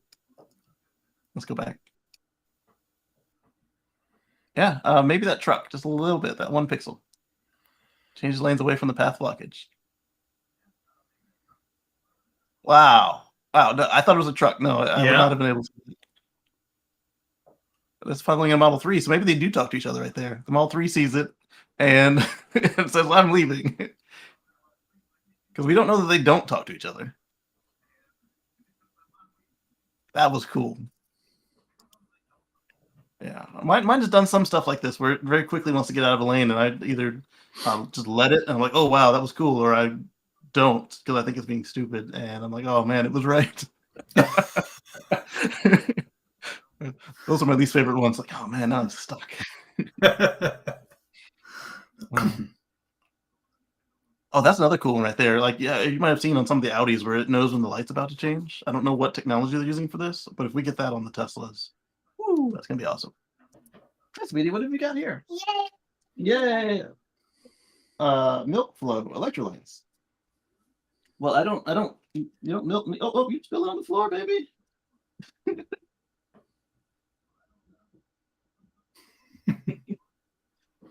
Oh man.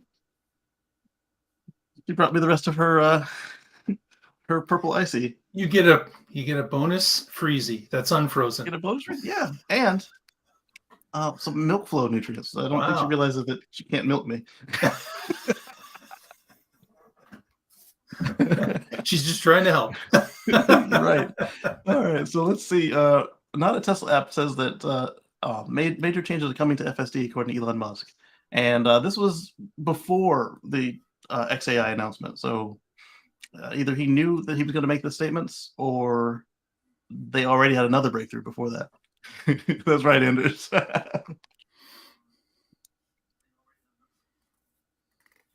right, so let's see.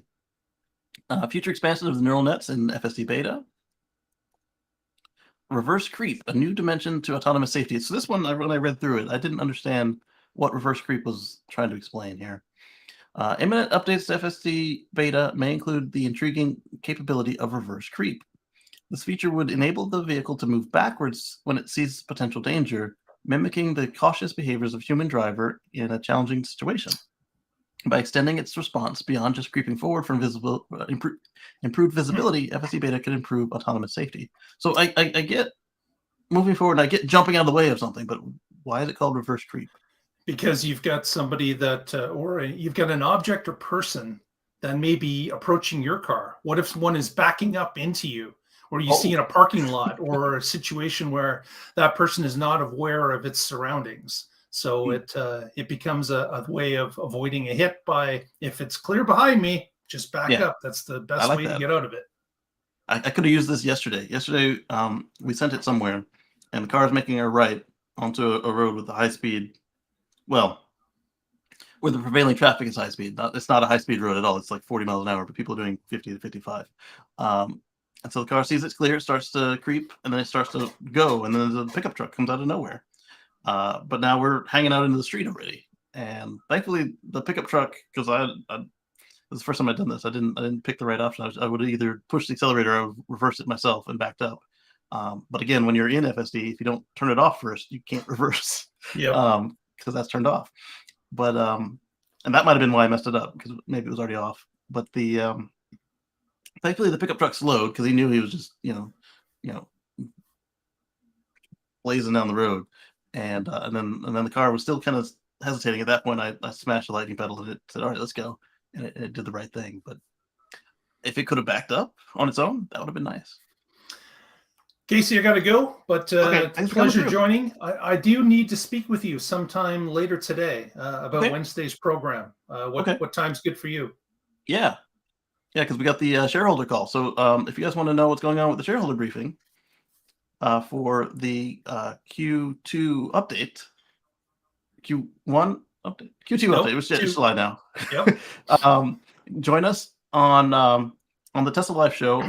We may start early based on what Mark and I talk about, but if not, you can definitely catch us by 7. Keep an eye on the Tesla Live Twitter, which is at the Tesla Live. At the Tesla Live, yep.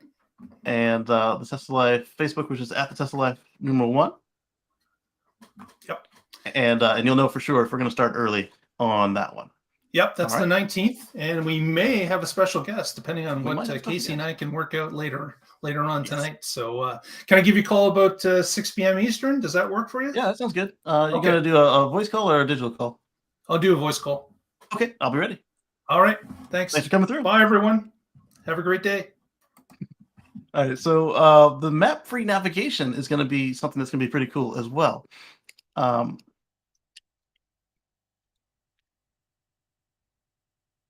What this is going to do, and combine it with the dead reckoning and GPS-free movement, is the car is going to do like we do, and it's going to keep track of where it's moving throughout space. So if you end up going through a tunnel, or if a road has been changed for construction, or any number of things like this, the car will be able to better handle and navigate and keep track of what's going on here. I wish he had picked another color than grape.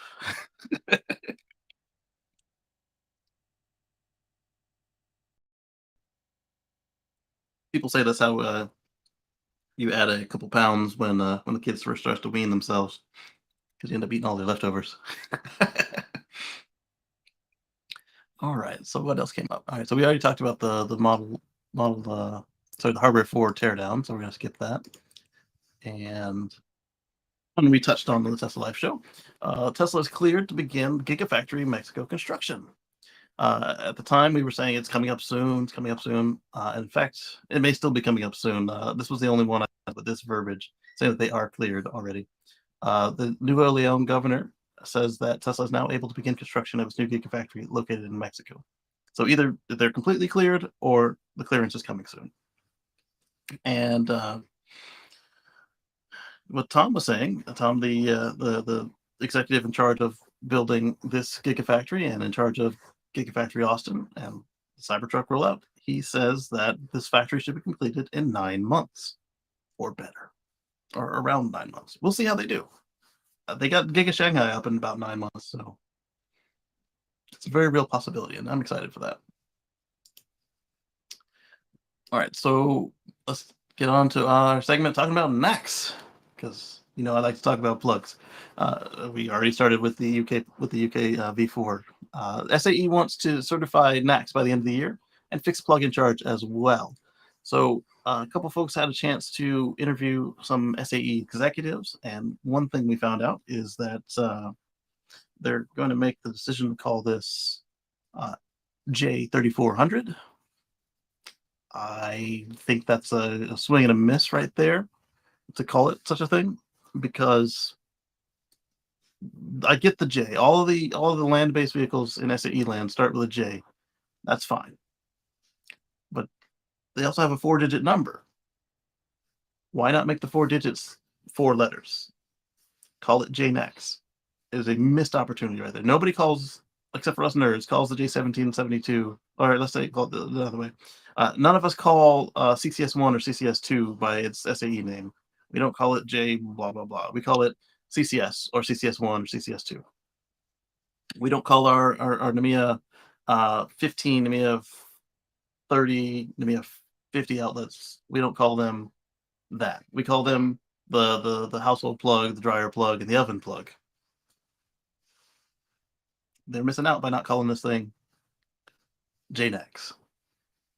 You're already copying the design straight into your books. Just copy the name too. But I will say this: J3400 is a lot easier to say than J1772. So I'll give them that. So a couple things that came out of this is that they may also certify it as an AC charger while they're in there certifying it as a DC charger. One, it already is, and two, that'll allow them to retire J1772 from the books.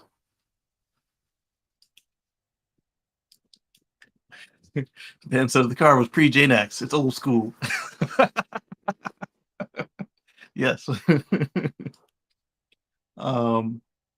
So SAE has voted unanimously to form a task force to expedite its NACS standardization process, and thinks that the process could be finished by the end of the year.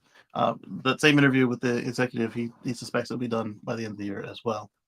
They're the fastest of anything they've done so far that he saw was a year or 2 years, just running all out. So this will be a new record for them, or at least in their top 10s, if they can get it done in 6 months by just copying it over. This part about fixing plug-in charge was very important. The executive pointed out that a couple of their customers, constituents, whatever you call the people paying them for these designs, the other automakers had complained that that the 15, 11, 8, whatever the plug-in charge standard is that CCS uses, they were complaining that that was too difficult to implement. Like there was a lot left open, and there was a lot of things like running your own PKI servers that automakers aren't necessarily skilled at doing. I'm sure they have their own PKI for like any of their Windows computers if they're smart in how they implement them. Ooh. Oh, yes, please. I got a fake chicken burger. But in Europe, all of the PKI for the plug-in charge is handled through one company, and in the US, it's kind of just a free for all, and so that they're suggesting that they can do this better, and we'll see, and hopefully that won't be enough to stop implementations, even if it's not completely done by the end of the year. Thank you.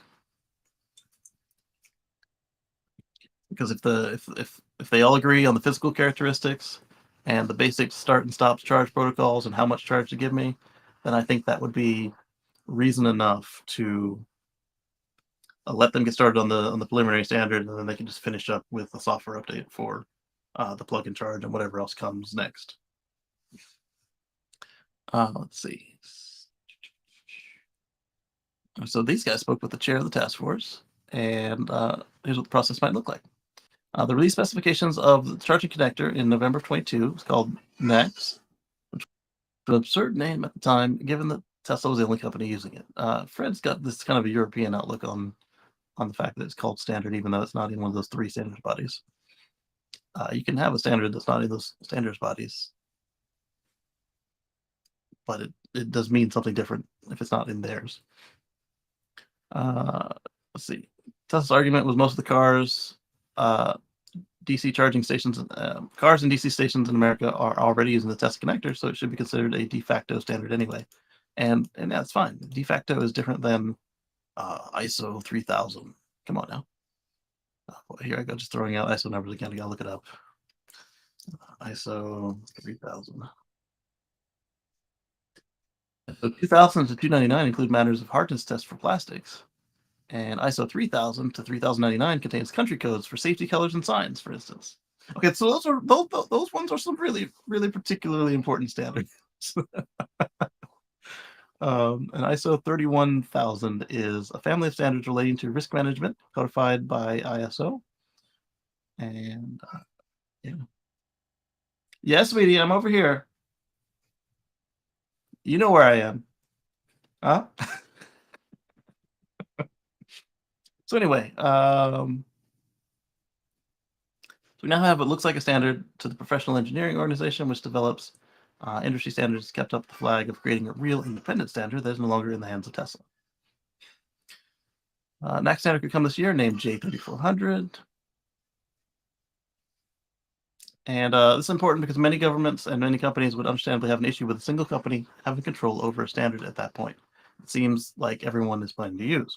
So we can actually see this in play. Like Mercedes was not answering whether they were going to be part of the Supercharger coalition or even just have regular NACS on their cars until SAE made their announcement that they were wholesale importing NACS into their standards book.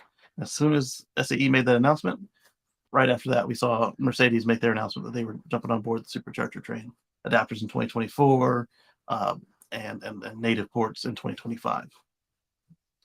And that kind of goes into play with how the Germans portray themselves. Hey, you know, we're precision, we're engineers, we're by the book, blah, blah, blah. Everything is perfect. Nothing is out of line. Everything has its place. That's the impression they try to give the world. I don't know if they actually live up to that because I don't live in Germany, but it kind of played up to that because as soon as SAE said it, then we got the Mercedes announcement, and we're going to see something similar. Do I have that article here? Sure do. So we're going to see that with the governments as well, and we'll talk about governments when we get to that article in a couple minutes. Most important thing he told us is the SAE task force aims to publish its work by the end of the year, or only 6 months after the start of the standards process. This is significantly faster than we thought it would take to complete the process. Yeah, and when you look at how long it took to get J1772-2009 out the door, it was so slow that Tesla was able to make a port for the Roadster and then make another port for the Model S before they had a standard port that they could use on the cars. And people say, oh, well, 2009 was before 2012. Yes, but they needed a DC port, and that didn't exist at all until 2012. And the people say, oh, well, the Model S came out in 2012. Yes, but if you don't lock your car down and get your suppliers ready and all your parts in line until the year you plan to have it come out, good luck getting it out the door. Because remember, I keep saying 6 to 7 years from putting the first pencil to paper to the time that the car rolls off the assembly line. So there was no time for Tesla to wait for a J1772 to finish or for CCS to get hammered out if they wanted to stay in business. All right, so he said SAE is the only standard setting organization that would be able to publish NACS this quickly because the timelines for meetings and consensus in the ISO and IEC, the two other major standards organizations, are much longer due to the complex document processes used by these international organizations. So this is actually pretty encouraging. And also he kind of pooped on his competition there as well. It's like, yeah, they're too slow. And we're slow, but they're way slow.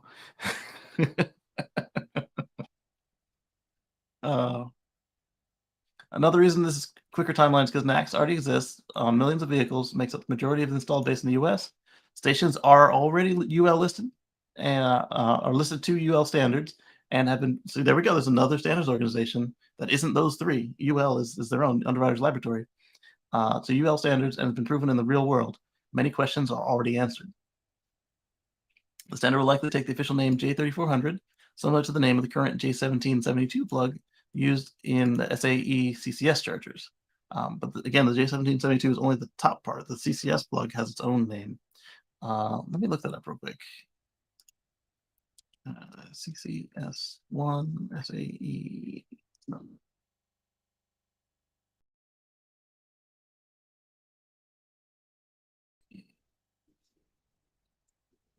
Okay, maybe it is, aka SAE J1772 combo. We've heard them say that numerous times, but I don't think that's the number. Here we go. Wikipedia is a good place to start looking for the real numbers, but maybe not the actual number. Let's say SAE.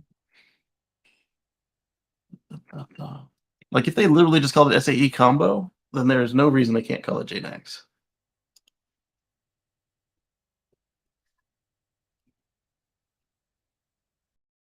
No, it's not. You got SAE J3068 and SAE J3105, which are what? SAE J3068 is CCS2, and SAE J3105 is actually the mechanical thing that goes on top of the buses. The little claw that jumps down and charges them when they're driving or coming through at a bus stop. So maybe it is called SAE combo.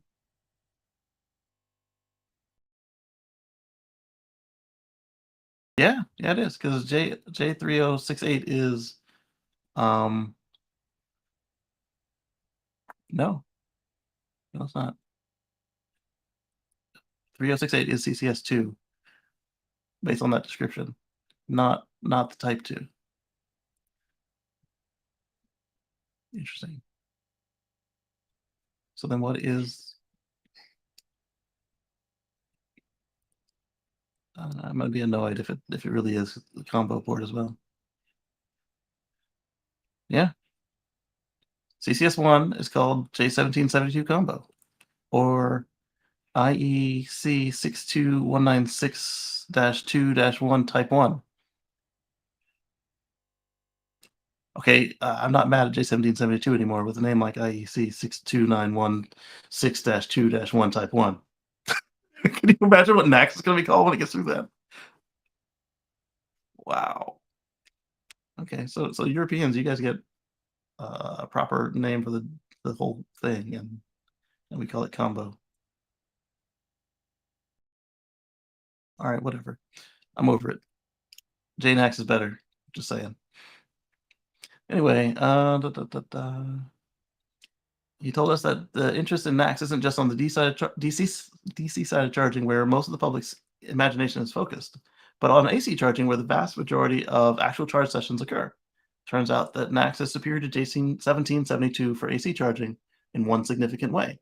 It can use an input voltage of 277 volts, whereas J1772 uses 208 through 240 volts. And this is important here because 208 volts is what happens when you pull off one leg of a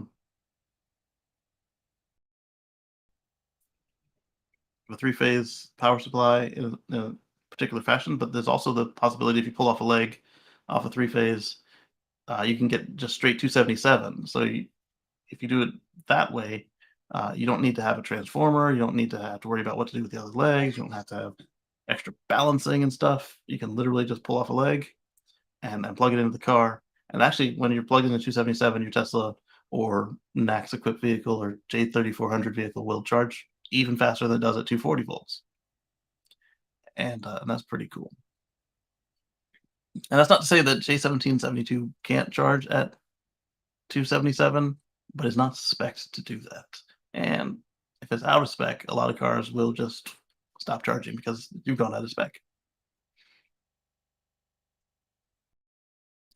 This not only enables faster AC charging due to higher voltages, but more importantly, makes it easier to set up on commercial electricity supplies, which is often supplied as a 480 volt 3-phase power supply, of which a 277 single-phase circuit can be used for charging.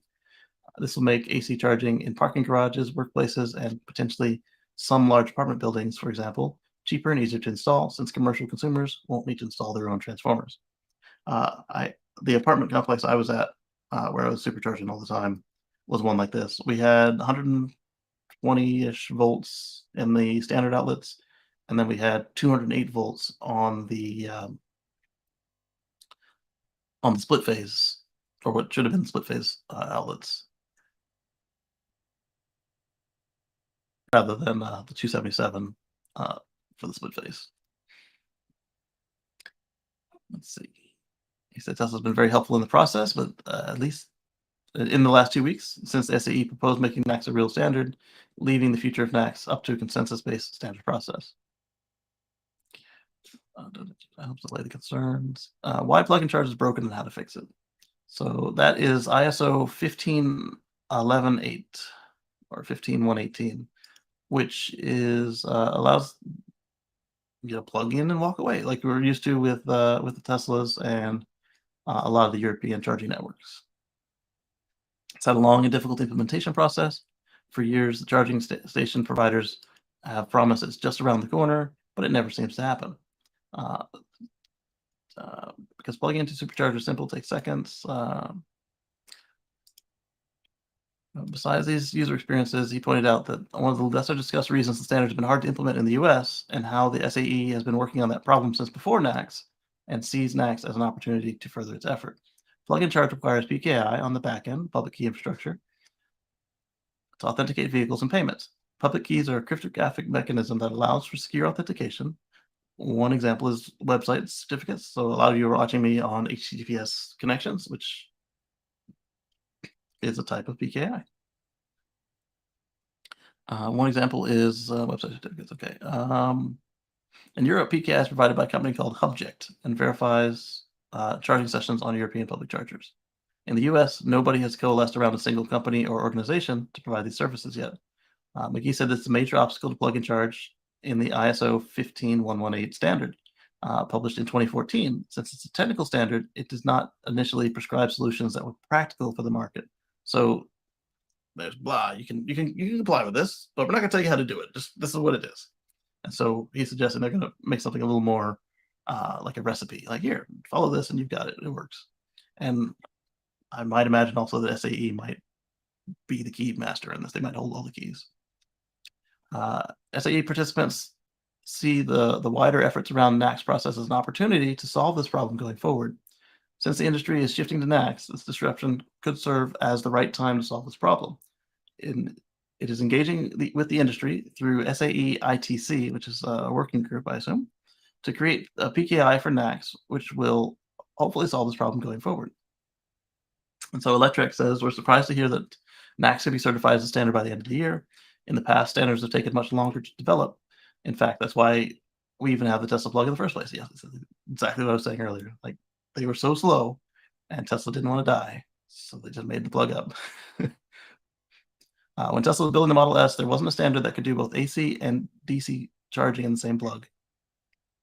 The rest of the industry and SAE was... So, I'm sorry, I got a piece of plastic in my mouth. When I was opening that icy for my daughter. Was slowly working out the CCS standard, but Tesla couldn't wait any longer and went on its own way, building the Tesla plug and later revealing the Supercharger network.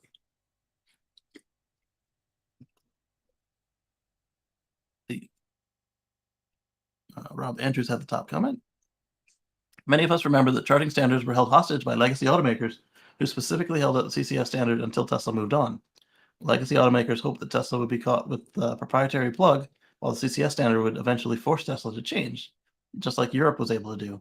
Unfortunately, for the legacy automakers, CCS 1 was so bad that Tesla won. I'd say that's fair.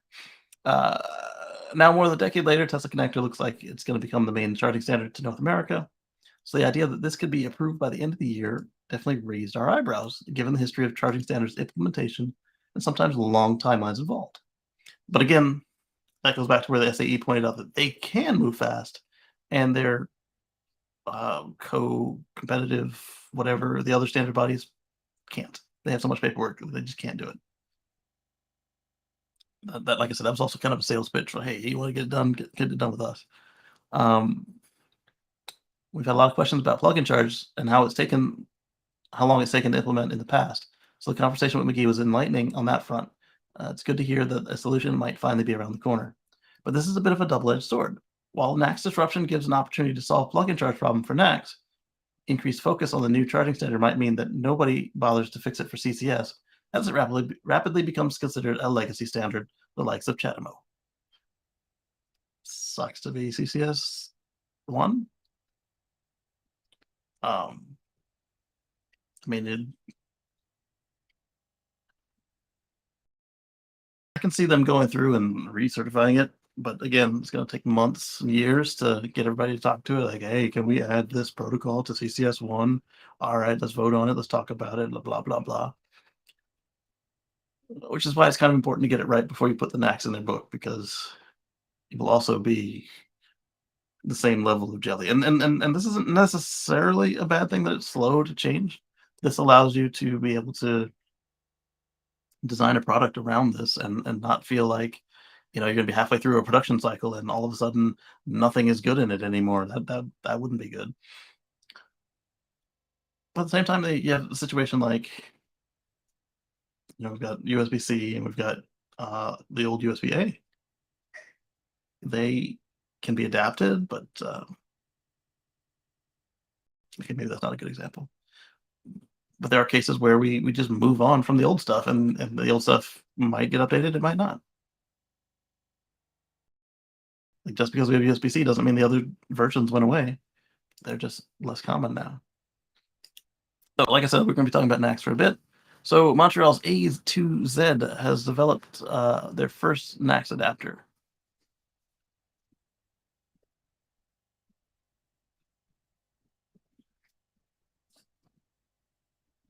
Yes, because the one I have is a CCS to NACS, not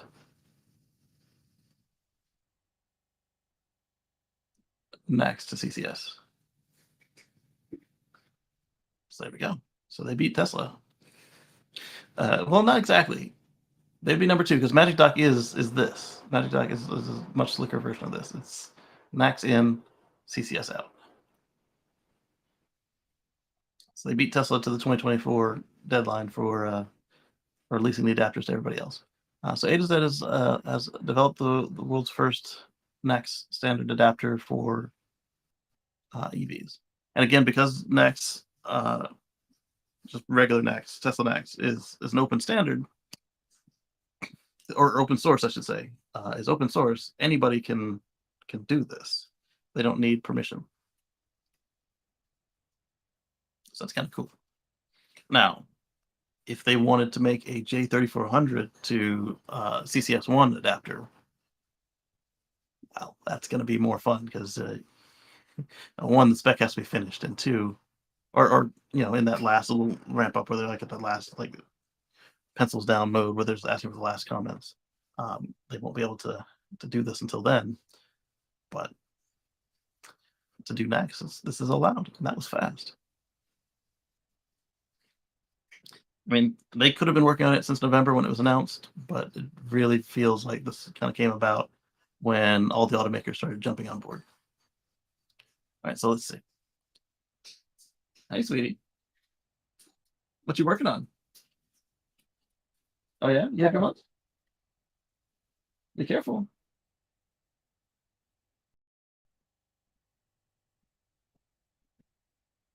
What are you looking at? Yeah, I think you're planning something.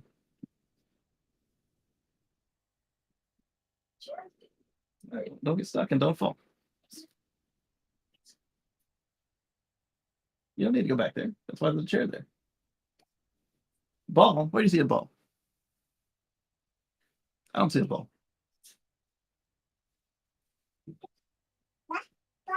That's a box, yes. That's a sticker. It's a living room. It's a green sticker.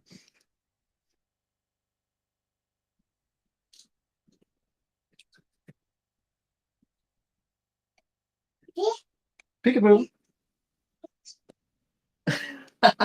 Peekaboo. Yeah. Well, you're good at this game. Do you want up? Yeah. Okay, come here. Which way are you going? Oh, you wanna listen? Rolled up with your headphones.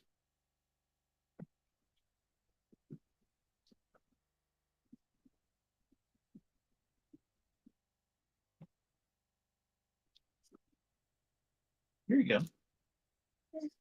It's just me, so you only hear me. Nobody else is on right now. Yeah, you missed Mark though. Mark came on and he said hi. Yeah, he did. He said hi. He waved. Yeah. You like your headphones? Are you taking them off again? Okay.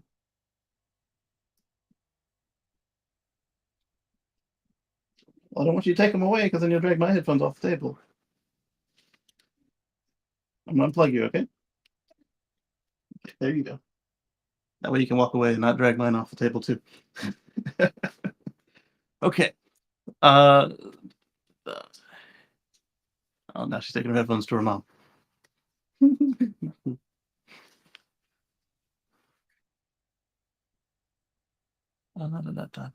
They've taken the significant step further by introducing the world's first next to CCS1 adapter, which has already been tested and is ready for use. Really? They won't work at the superchargers. Well, that's not entirely true. They'll work at the superchargers that have the other Tesla functionality, but they'll also have matching docks on them. So they won't be necessary there. But it will work. Or should work, I should say. And then you've got the third parties. That should work. But other than EVgo, do any of the third parties have their NACS handles on yet? Seems like it's a little early. And I hope they find the success that they need, but I'm wondering, will they have that success? Because you're wearing your headphones again? So cute. Or will they have the success that they need because all the supercharger coalition, they're already getting adapters. But there's a possibility I see where they have an opening in that some of the manufacturers have promised free adapters. They didn't say whether they would be automatic and compulsory or they would just mail them out to you, but they'd be free. Others just said adapters available. So if they're available and they cost $500, and this one, I haven't got to the price yet on this one, say this one is $200, I would probably go with this one personally, than spend the $500 on the other one. But that's just me. Hey, sweetie. Yeah, you put them on and you took them off. So cute. Ah, thank you. I'll put them here until you're ready. Yeah. Oh, you want them on? Okay, I hope you put them on now. There you go. Yeah. Okay. Love you too.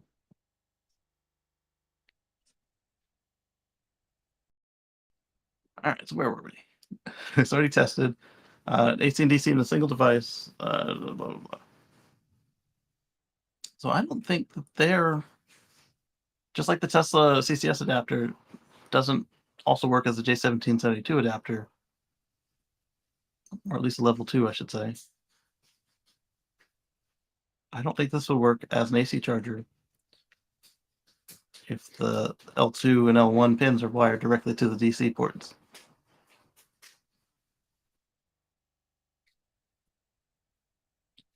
In that case, it's interesting that they put all of the pins in, because on a CCS DC charger, most of the pins aren't actually up top. You got the signal and presence pins and the ground, and then everything else happens down here. Anyway, A to Z is awaiting Tesla's decision to open up their superchargers to third-party adapters. If this were to occur, it would enable EV owners to utilize the A to Z NACS CCS1 adapter, accelerating the adoption of Tesla's charging technology. In an interview with Drive Tesla, A to Z says that they are actively engaging with car manufacturers to support this adapter. Oh, okay, that's interesting. So since the other adapters aren't coming until 2024, that gives them a chance to be the supplier instead of whoever Tesla's picking or whoever they were gonna pick. If this is already ready and if it's of the quality they want and the price they want, and it's available now, they can go ahead and order 10,000 or however many EVs they've built to date and plan to deploy before the port switch. That's a smart move on their part. Oh, close that, please. Yeah.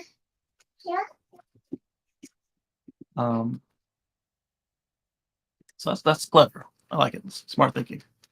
While pricing details on the next CCS1 adapter have not been determined, A to Z EV claims or aims to ensure affordability and accessibility for consumers.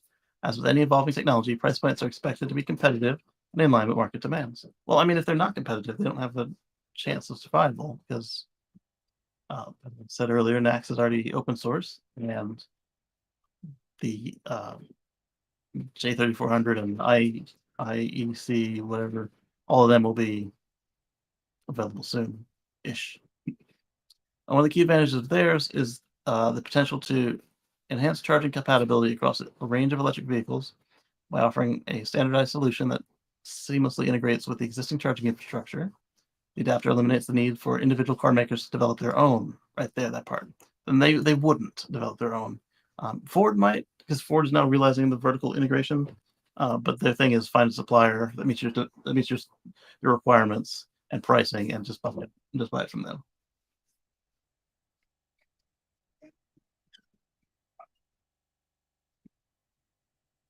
You have to move that over or it won't close, baby. Yeah. I was gonna tell her slide it to the left, but she don't know left and right yet. Yeah, put that over there.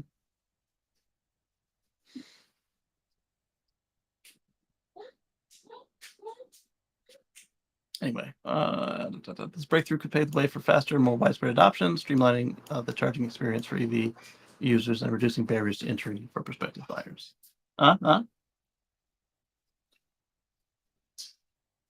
Really? Huh?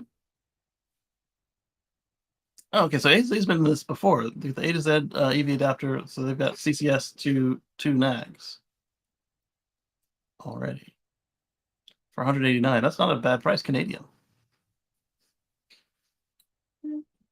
Since it appears the only reliable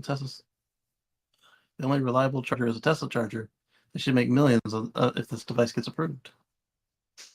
Maybe so.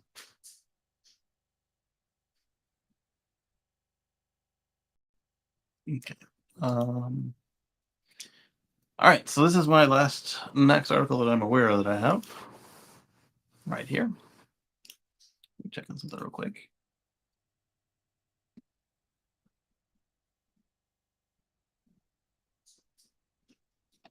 All right, here we go. There we go. Okay. It opened another window when I clicked on that. A group of EV charging companies wants to slow down any addition of NACS to Tesla's law, or to Texas law. We talked previously how Texas, Washington State, and Kentucky are requiring NACS at their publicly funded charging sites. This is important because everybody's switching over to NACS as far as the companies that make the cars. Like over 80% have pledged that they're going that way. And that also goes for the charging equipment vendors and the charging providers. So the Electrify Americas and EVgo's of the world, as well as the ABBs and Trinities and others of the world, have all said they're going. So once that happened, Texas said, hey, if everybody's going to this thing and over 50 to 60% of the cars, over 65% of the cars already on the road today have that port, that's gonna be, you need to support the majority out there. Now there's some groups saying they want to wait and see, wait till it's SAE standards, wait until it hits the IEEE and blah blah blah.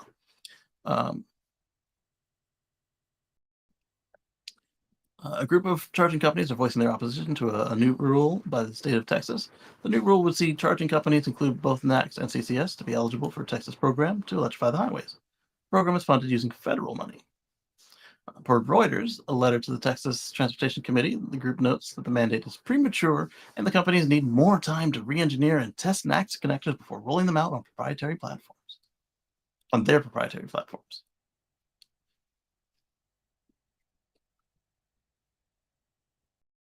Waiting, but taking the money today is going to see them either later not comply by not putting NACS on it when it does get SAE certified, or worse, is going to see them ask for more money to do the conversion to take the second CCS port and turn it into a NACS port. What would make sense on the government side, if they want to dilly-dally, is say, hey, okay, we said you have to have both. All right, so roll them out with one CCS port, and if you want the rest of the money, then you'll install a NACS port. Then we'll pay you the rest of the money. You want to delay? We can delay. You want to play weird games? We can play weird games too. That's not what's going to happen. Either the Texas is going to continue to just roll on, which would be the smart thing to do, or it can go one of the two ways I suggested. Either they get us for extra money, or Texas does the right thing and says, all right, here's half of it. You want the rest? Come back. All right, so the group of complainers includes ChargePoint, ABB, really, some of the earliest people who said we're going next. ChargePoint, ABB, Americans for Affordable Clean Energy, FreeWire, EVBox, and Flow. Man, some of the earliest ones. Who are these people? I'm going to search them real quick.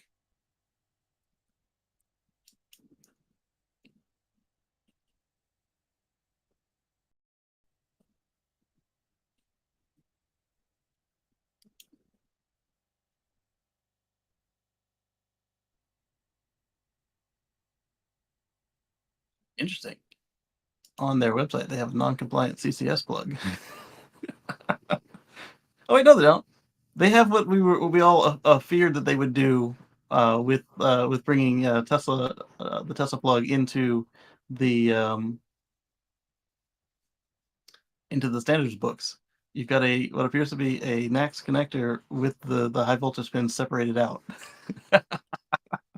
So it's not even a non-compliant CCS plug. It's a non-compliant NACS plug.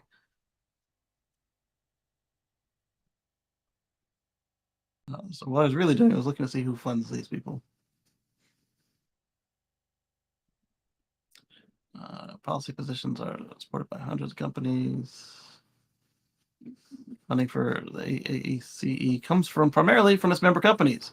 Kacey's Retail, Circle K, Come and Go with a case. Quick Trip Loves, Quick Trip Racetrack, and Travel Centers of America. Let's go back to the article. So this group of gas stations, ABB, a charging station manufacturer, ChargePoint, a retailer/network of charging equipment, FreeWire, I believe they're a manufacturer, EVBox is a manufacturer, and Flow is a network. So one of these things is not like the others, being a bunch of gas companies. Exactly, Dan, and that's what Mr. McGee was saying, the chairman over at SAE, is that it's been tested for over 10 years. All we got to do is copy it in and then figure out plug and charge. Easy peasy. Oh, not only that, it's also UL certified. Already done. It's going to make it faster.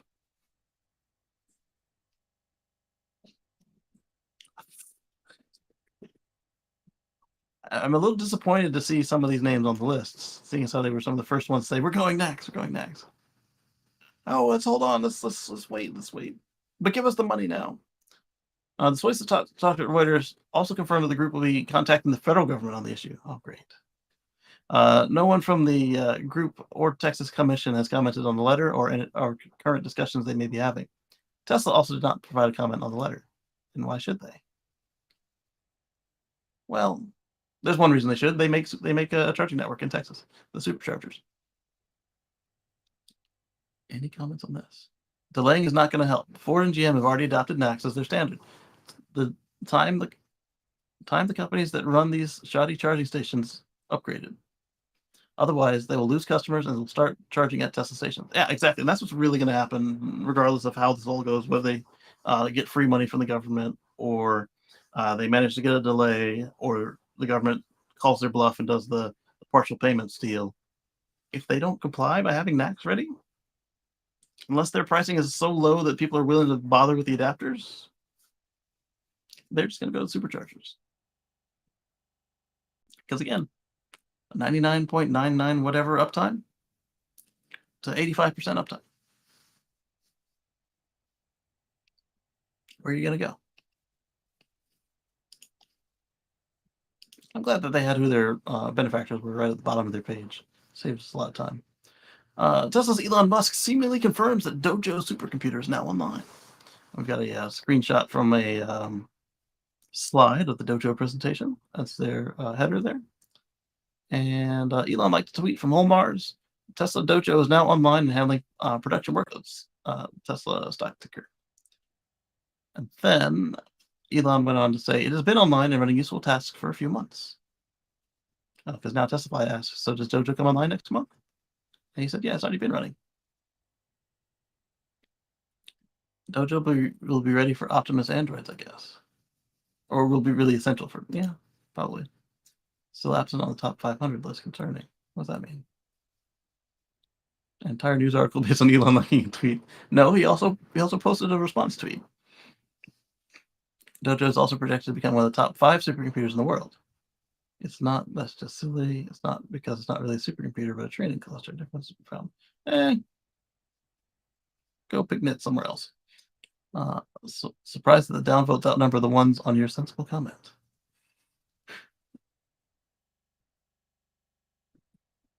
This means cheaper cars. Actually, it could mean cheaper FSD. 15 grand is hella expensive. What happens to the workers in Buffalo? What does that have to do with anything?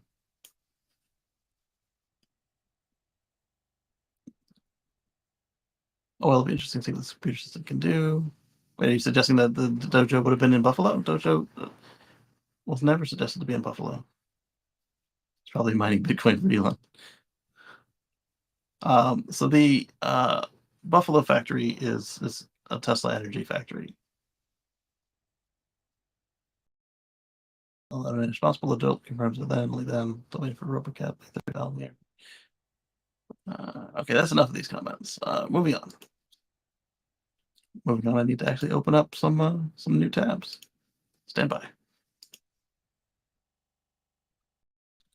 All right, so we talked about Dojo. Got some more tweets to look at. We're going to talk about the Boring Company. We talked about NACS already, so I can skip that article. Talk a little bit about Tesla Model Y.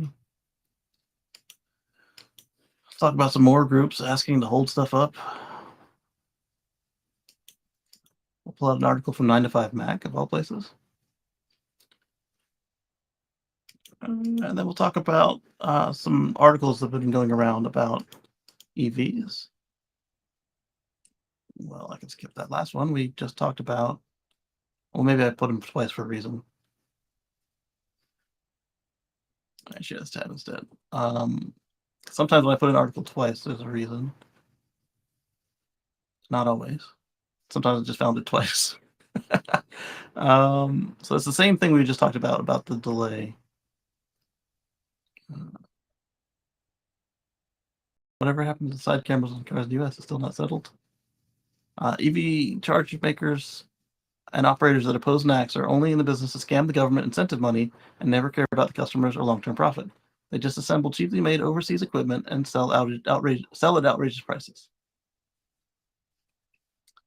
I'm baffled by the charging firms opposing this mandate. In addition to Tesla, GM, Ford, Rivian, Volvo, Polestar, Mercedes-Benz will all be moving to NACS in 18 months, with adapters before then. Volkswagen, Hyundai, and Kia are currently in talks to joining the party. The already announced manufacturers are 85% of the current EV sales quarter 2 2023. Adding Hyundai, Kia, and Volkswagen Auto Group will push that to 90.5%. It doesn't make financial sense now to build new CCS1 only stations when the CCS market for them will collapse to the single digits in a little over a year. New CCS1 only stations will never recoup the investment. He's right. Oh, no, not Kacey, me retail. CASEY retail, a gas station company. Typical, we need to study the issue for more time until everyone forgets about it. Autoline recently ran a show explaining how the big auto takes up to a year to make a decision and another 3 to 4 years before they actually implement it. Meanwhile, Tesla makes changes on a daily basis, and people outside the Tesla econosphere or ecosphere don't understand how to innovate with urgency. And my friend Wes says, I think that's him. Why mandate the NACS plug? Charge providers who don't decide on their own to use NACS will find diminishing market share easy and no government intervention necessary. I agree, except for their whole reason here is they are going for the government money. Yes, but meanwhile, they are being given incentives to continue building out the diminishing market share. Yes. They want the funding now. The stalls don't need to be profitable or reliable later. Yep.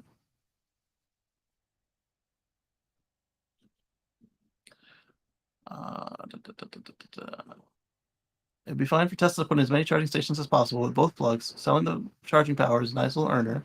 We know they're more reliable. My first thought in that same line, the so-called required testing has already been, that's what Dan was saying, has already been done on big scale for several years now. As long as the decision has been delayed until proper standardization has been finished, the end of the year, that's all right. Fair enough, even I guess. But a new meeting has to be scheduled for, let's say, next year or something ridiculous like that. Then that's just not right, and should have been fairly weighed in on the decision. Is there a time frame given on this testing and standardization and certifying?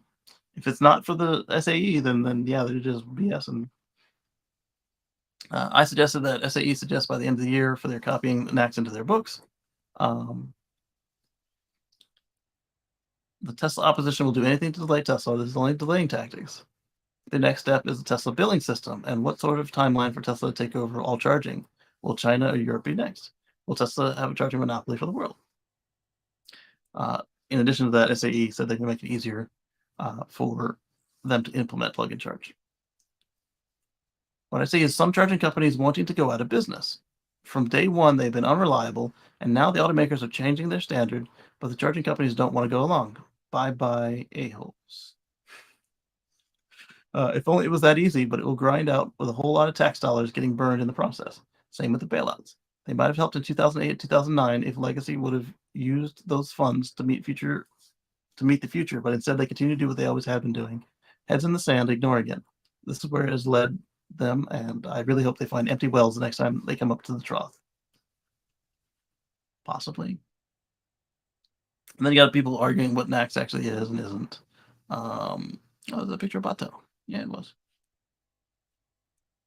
All right. So the rest of this is just, like I said, arguing back and forth about the NACS. So we're going to skip on that and continue on to this tweet. All right. So tweet from Tesla. Model S Plaid gets peak power all the way to maximum. The perfect power curve.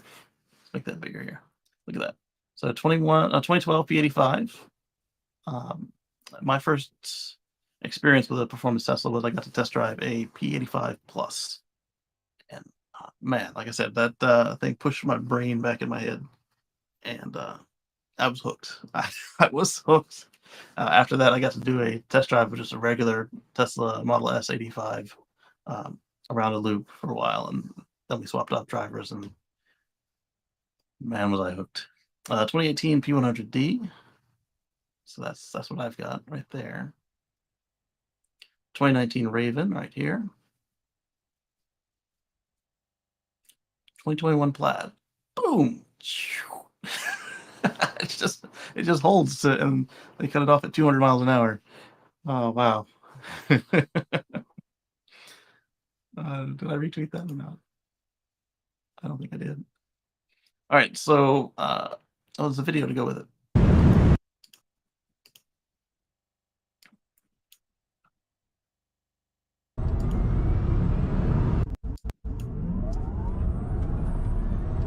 Professional driver, closed course, do not attempt.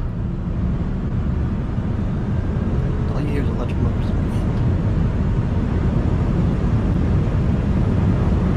Wow.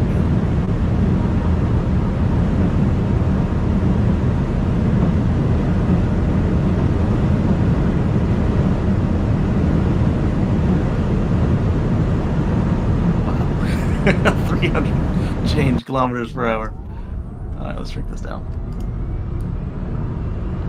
So Plaid does not stop pulling. Check out this clip from Autotop NL video doing 0 to 328 kilometers per hour, 0 to 205 miles per hour on the Autobahn. Absolutely nuts how fast these numbers climb, even after 250 kph. Hashtag Tesla at Elon Musk, and then a YouTube clip. I'll watch that. Those 3X carbon wrap motors are insane tech. Everyone who tried it, if you know, you know. Or I know you know. And if you think you know because you drive performance of Ludicrous, trust me, you don't know. I mean, it's evident. Look, here's my Ludicrous right here. Right there. There's the Plaid. There's a performance. There's the Plaid. I can't wait to try one out. Will the Model 3 performance get a similar update? No. What kind of stupid question is that? You are wishful thinking. Elon can charge mad money for a Plaid. He's not going to give it away for performance.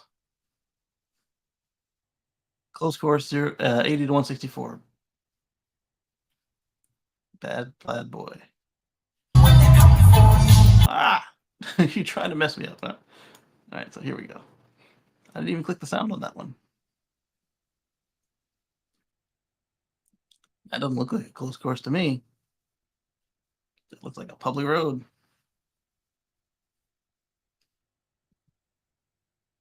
Wow, impressive. Closed course or middle of Nevada? Same thing, isn't it? I have a secret method of making sure it was an unofficial closed course. Just drive it twice. All right, so that's enough of that. Let's move on to the next one.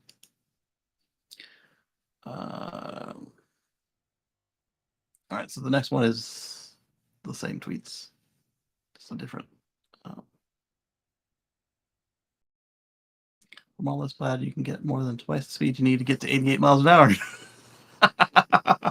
Oh, I like it. Talking about Back to the Future. Next up. So this one is from Zachary. He tweeted me a while ago, and I fell behind on my Twitter notifications. This is his first time seeing the Cadillac Lyric. He said, outstanding design. It looks awesome. And they tagged me and eCars Report. So here are his photos of the Lyric charging. Electrify America? Or what? Because this is before the next rollout started. Yeah, Electrify America.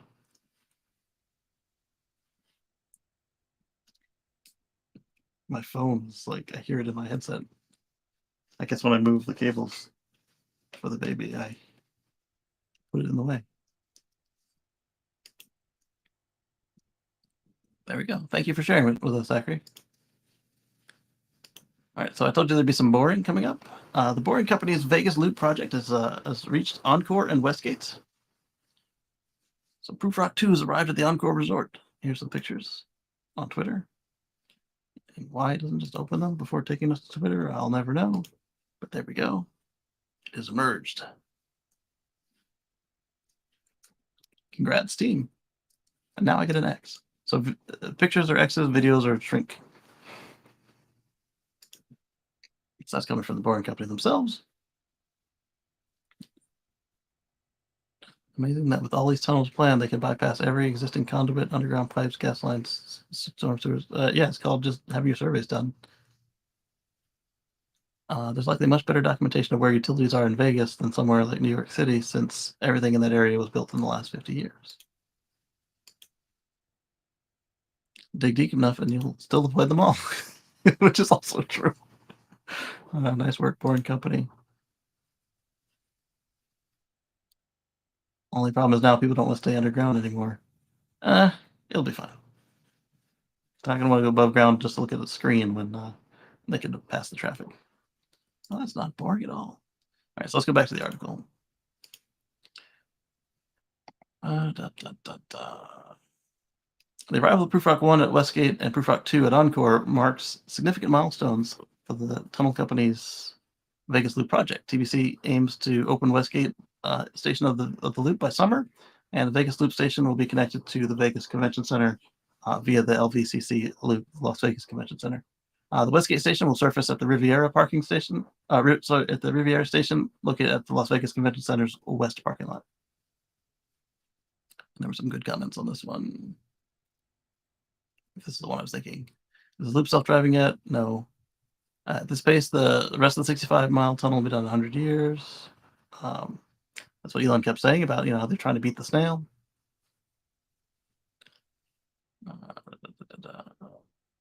It did? Did it break some sort of speed record? What are we comparing it to? Simple fact that it made it to a destination doesn't seem like something. Yeah, actually, significant development in that it'll soon be ready to be used. Boring Company has a nice map. Let's take a look at that. 33 feet per day with 2 machines means they'll be digging for a long time. Yes. I'm pretty sure they'll be doing more than 33 feet a day, but if they weren't, they're getting better and faster with every dig. Yes. Boring website says that Proof Rock was designed to tunnel more than 1 mile per week, which would be 754 feet per day, assuming Proof Rock 2 should be faster. All right, so where's that comment I was looking for? Basically, it was an analysis on what they can accomplish with the Boring Loop as exists today, and a suggestion to the owners of the legs that are existing outside of LVCC to cover the fare for people going to and from the convention center. The convention center loop is already free, but the hotel loops and the campus loop and everything, they suggested that if you cover the fare for them, then they'll want to stay in your hotel. They'll want to visit your eatery or whoever is attached.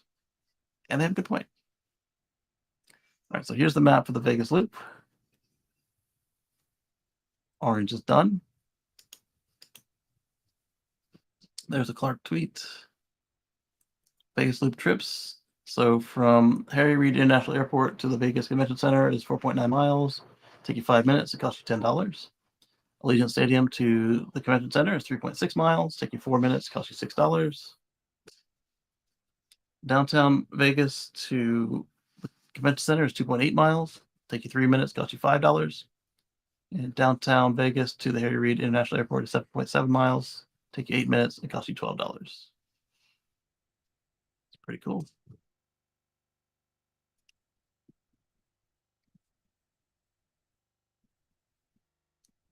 Where's my bird hair? Patrick got his already. All right, so let's talk about the Model Y. The registrations are surging in the US. Study. EVs make up 7% of new car registrations for the first 5 months of the year, compared with 4.6% of the previous year.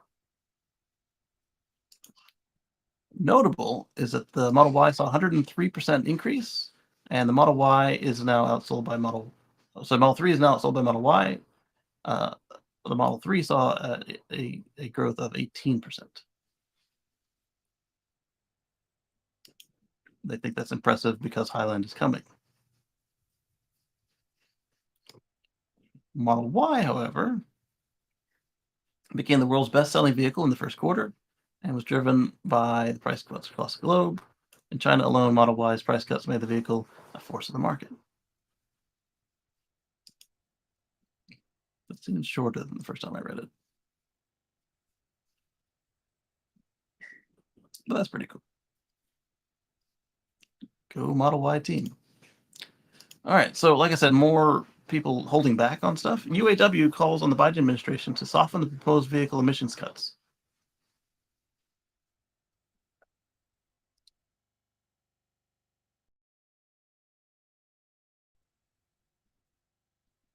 All right, so basically their complaint is that because the automakers have focused on trucks,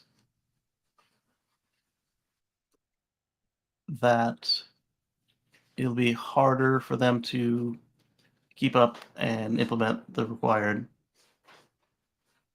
So your things I'm boring. Okay, that's fine. Thanks for watching, though. The emissions cuts will require 67% of new cars to be electric by 2032. Tesla and Volvo have already committed to that. Rivian and Lucid as well. And Polestar. Polestar is also there. So it's just a matter of their companies won't be able to do it. So they claim. So UAW represents, at least for automakers anyway, they represent General Motors, Ford Motors, and Stellantis. They also represent our friend Georgia, who is not even in automotive. As per the union, the EPA's standards should be adjusted to better reflect the feasibility of compliance, so that projected adoption of zero-emission vehicles is set to feasible levels and increases stringency more gradually and occurs over a greater period of time. We're out of time. We did all of the blue dragging our feet that we could possibly do, and now it's done. We're looking at a 2 degree C increase at a minimum. We've already lost several islands around the world, and we're talking populated islands. Like Maldives has lost several islands. A couple of other populated islands, atolls, are gone. Miami has decided to install pumps. Charleston has decided not to install pumps. One of these two cities floods in the middle of the daytime without rain. Just bright sunny day. There's water in the street today. Charleston.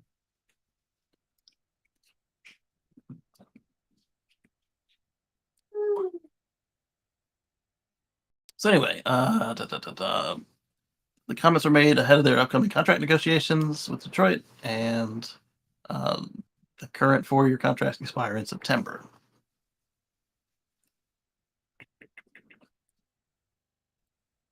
The union expressed concerns that implementation of EPA's proposed standards could disrupt the market and hinder successful adoption of EVs. EPA must recognize that current domestic auto assembly footprint is heavily weighted towards profitable light-duty truck and SUVs that have been tasked with funding the EV transition. How is that the government's problem? I mean, yes, it's the government's fault that you guys were able to make this shift, but it's not their fault that you made the shift. What happened was the trucks and SUVs didn't have to make as good an improvement to meet the regulations. So you had companies like Subaru that raised up all of their sedans and wagons up enough to get them to qualify as trucks. And all of a sudden they didn't have to get better fuel economy and emissions. Then you had other companies, Ford and GM in particular, cancel almost all of their cars and just make SUVs and trucks now, because they didn't have to fight as hard to make an SUV qualify for the emissions requirements and the fuel economy. And now they've painted themselves into a corner. Tough stuff. Comply. You've had 20 years. We knew this was coming before the Prius came out. Before the original Prius came out. We're not talking like the Gen 2 Prius, that nice, like, silverfish looking thing. We're talking the Fat Echo. Before any Prius hit the market, we knew this was coming. Actually, this is going on 30 years. We knew this was coming. Exactly, Dan. Didn't that same union was standing beside Jim Farley when he promoted the Ford Lightning? Yes. And they're the same ones that Mary Barra was saying that she was leading with.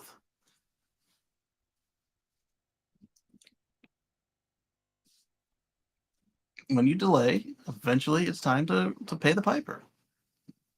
You delay for 20 years. Now it's time to pay the piper. Sorry. And here's the thing. If you just go EV, you don't have to worry about those emissions. Yes, it's going to be hard to do because your automakers will drag their feet. Ford's trying. Volvo's already there. Polestar's there.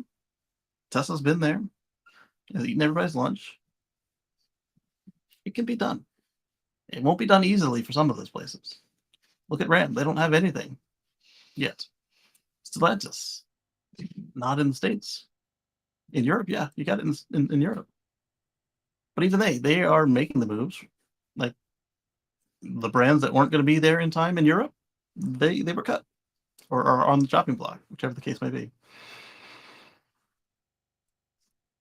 So we fear the proposed standards are premature and risk premature. 20 years premature? Yeah, sure. And risk disrupting the market and that will make EV transition possible. We urge EPA to continue to work with all key stakeholders to ensure that the rules do not disproportionately impact domestic union auto production, the UAW noted.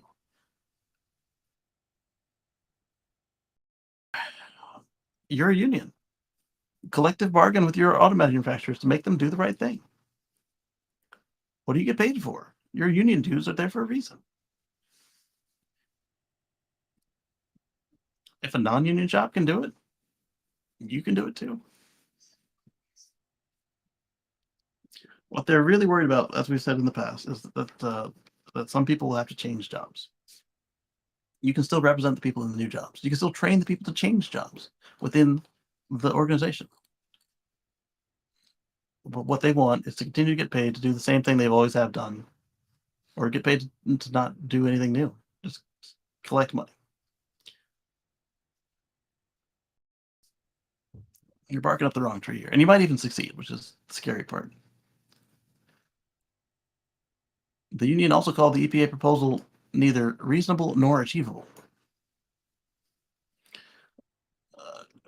The EPA requirements are so light because they knew that you guys would have trouble with this thing, and because you pushed back when they were in proposals, and you let them through. If you had a problem with them 20 years ago, you should have had expressed more issues 20 years ago.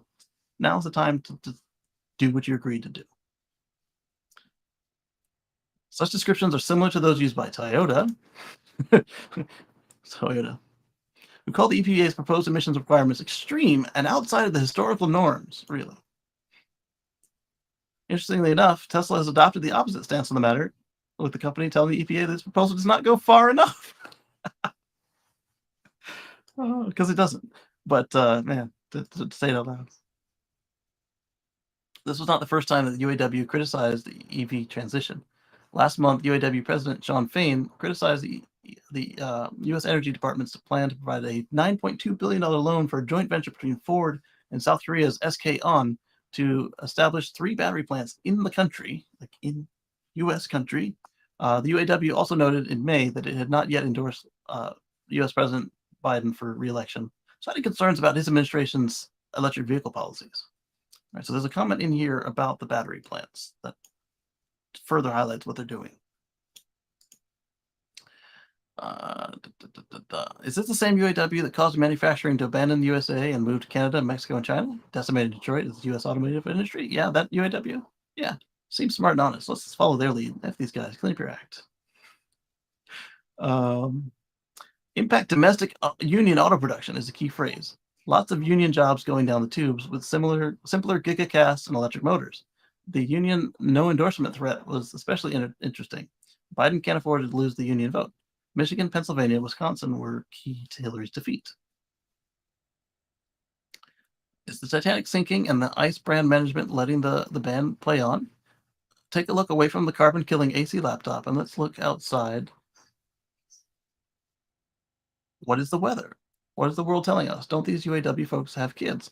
The energy transition creates tons and tons of jobs. Insulation, new solar, re-roofing, heat pump, improvements, installations, windmills, harvesting the Earth's heat, storing heat over seasons, atomic energy, the whole grid upgrade, localized batteries, homes and businesses, substations, etc. Multi-directional grid, dynamic energy measurement and pricing, and whopping so much to do, enough work for all. This is all true, but not all of those are going to be under the same union, and not all of them are union. And it does mean that people have to study and change. They want to continue on with no changes, just collect their checks. UAW is worried about GM and Ford moving their jobs to Mexico. Sort of. I think that they've formed a coalition with the unions down there as well. The problem is that unions need to start their own companies, seriously. EVs are inevitable. They continue to get cheaper. Tesla leading the way. EVs average a little over 20 moving parts, whereas the ICE averages 2,000 moving parts.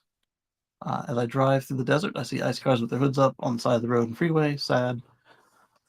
So glad to have no engine or overheating possibility in my Tesla. Yeah, but if you have a low coolant situation, it could not be, or it could not end up as a non-favorable outcome. Love it that the UAW slipped their last strike against GM that EVs will only require about half the workforce to build, which of course means the UAW won't be able to force as many people into giving them money, which in turn translates into less political clout for UAW leadership. That might be it as well. I mean, I know what they're for, and I appreciate that part. Where is the guy talking about the battery plant? You know how much energy is needed to produce and process oil and fill at the gas stations. That's enough copper, and we only need to recycle. All right, I'm going to control F on battery.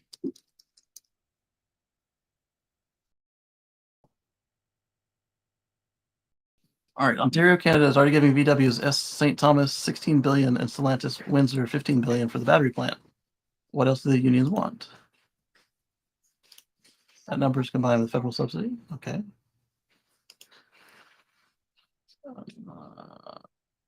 All right, I don't see it under battery, but basically they were saying that the other battery plant going in right now that they're not complaining about. So the battery plant they're complaining about is a non-union plant, and the battery plant they're not complaining about, but the exact same situation, is a union plant. So more kind of self-serving hypocrisy going on there. Dan says,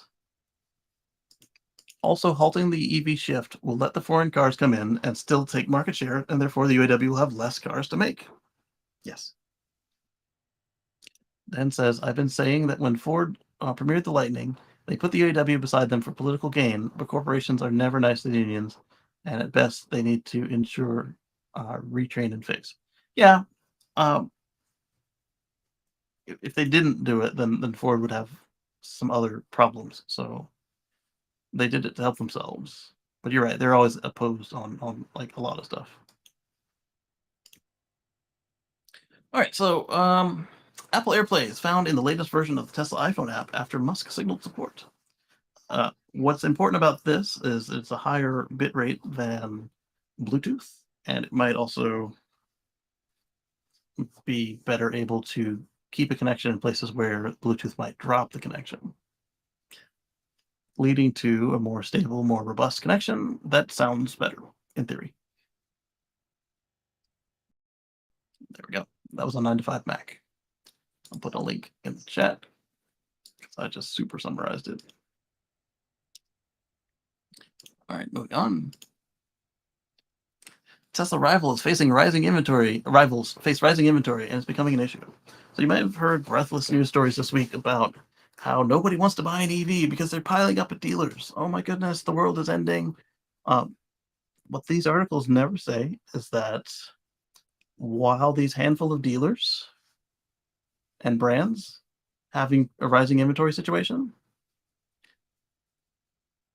other brands don't have this problem. Tesla just set 2 consecutive records quarter to quarter. I think they may have done even more than that if you just go back and look, but I know offhand for sure 2 back to back. And year over year, they've been doing it year in and year out. There are some automakers that have similar wait times as Tesla. Like you order a car and you wait weeks for it to show up. And then other people have dealers that put the car around back, not enough charge to go on a test drive. Tires are flat. It's blocked in by a bunch of fossil cars. Your salespeople have to learn new information about the cars. They have to learn new selling techniques and tactics and responses to concerns. Or they can keep doing what they've always done, just like we had with the UAW saying we don't want to change anything. And then you have the dealer markups. So if the car costs extra and they can get a competitor's product without the markup in stock, or with a short wait to make it worth the price of the markup for them, or just in principle they don't pay markups, your car's going to sit on the lot. It's going to stay there. So to breathlessly say, "Oh my goodness, the inventory is piling up. Oh, they can't sell cars. The sky is falling." You're wrong. You're wrong. And somebody pointed out that, "Oh my goodness, the Toyota doesn't have a wait period. You can get it on the lots today, and it's piling up." The BZ4X couldn't keep the wheels on the car for months. They had a stop sale recall. And during that stop sale, they disclosed, after they fixed everything, that they also had an airbag recall on them. Airbag recalls aren't enough that you'd need to or want to hide them behind something else. Behind something as embarrassing as a company that's been building cars for nearly 100 years, not being able to keep the wheels on the car. And you can argue, oh, they use a different type of bolt than normal. It's still keeping the wheels on a car. You've been making cars for almost 100 years. If you weren't ready to use the new bolt, you shouldn't have used it. And on top of that, if you make your specifications correct and you do your tests, the wheels won't fall off from that bolt. If the bolt's not being made to your specifications, you've got another issue. You find a supplier that will do it, and you get your compensation from the company that was trying to defraud you. So anyway, this vehicle goes back on sale, and there's now concern that the thing can't charge in the cold. It snows in Japan. You should be able to charge it in the snow.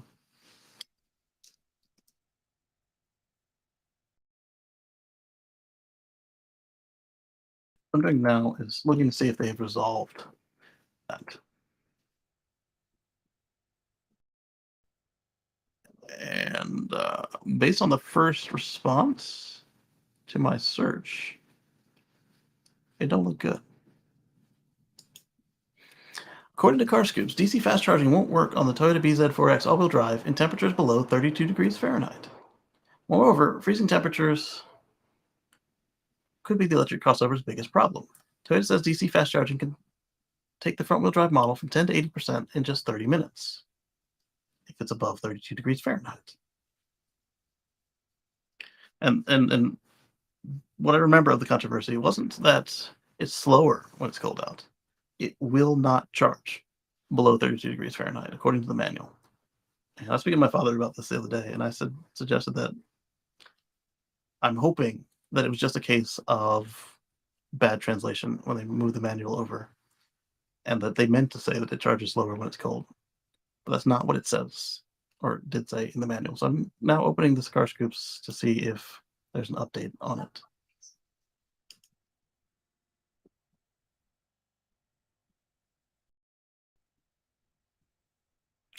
The response is avoid the BZ4X if you live in the cold.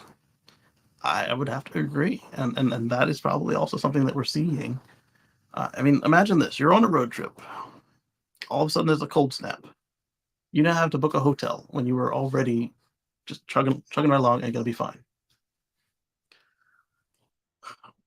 Toyota also warns in their manual, as temperatures decrease below 50 degrees Fahrenheit, charging time will increase significantly. With cold temperatures plaguing the US well into May, that's not a good look for the new electric crossover. BZ4X can't afford negativity like this in such a crowded segment.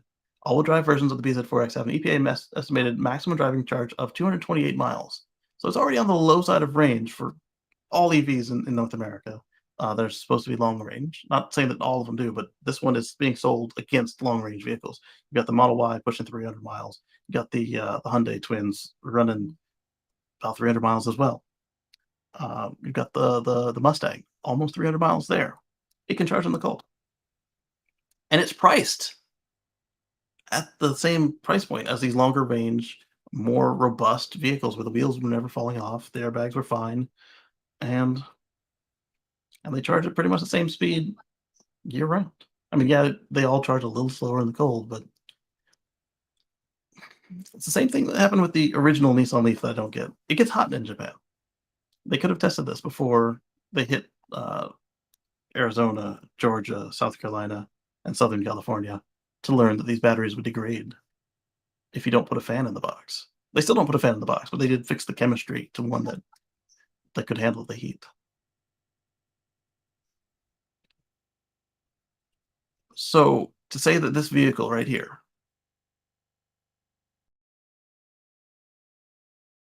is building up around the nation, that doesn't surprise me.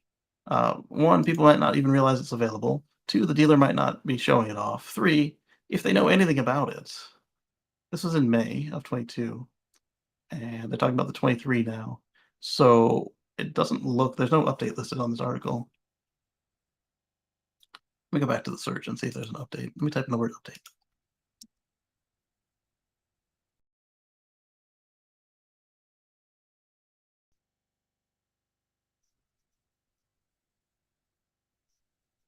Okay, I got an update on slow DC charging on Reddit for the BZ. Got a Toyota Owners Club OTA update and a Toyota charging page. Update on Torque News.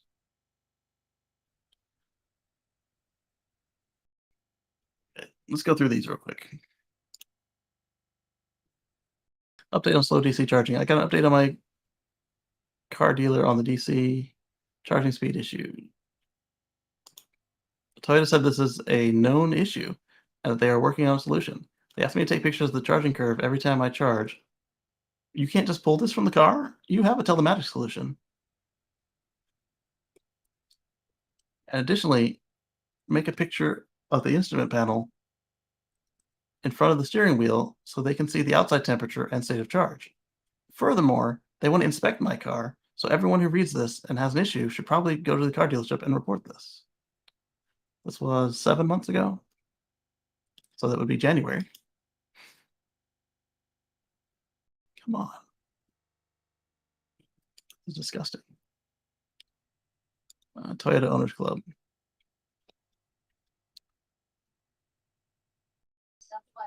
Hello, let's follow up on the software bugs and OTA developments here. My car's Premier Edition. It's like the first major update is in May. Navigation and voice recognition OTA updates. First update I had.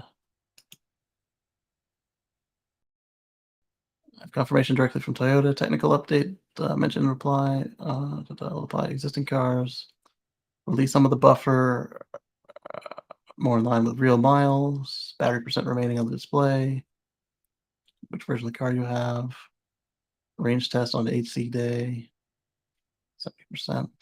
I don't see anything about making it so you can charge in the freezing. I mean, literally freezing, not even when somebody says, "Oh, I'm freezing, I'm cold." No, like literally, it's 0 degrees C. It just won't charge.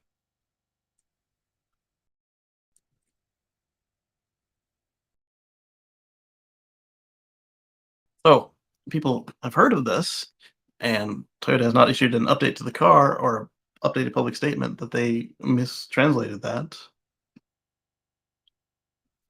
or anything to that effect. Plus, your car costs too much compared to any other car with those capabilities. And it's also one of the slowest EVs to accelerate, which would be fine if it cost less. Like as a budget EV, I'd be fine with it not being an EV quality performance like pew. But when it costs the same as a car that can accelerate quickly, I want that. How do I charge it? Where's the charge location? How frequently do I charge it? What types of chargers? Where can I charge? Do I need special equipment? What public charging stations can I use?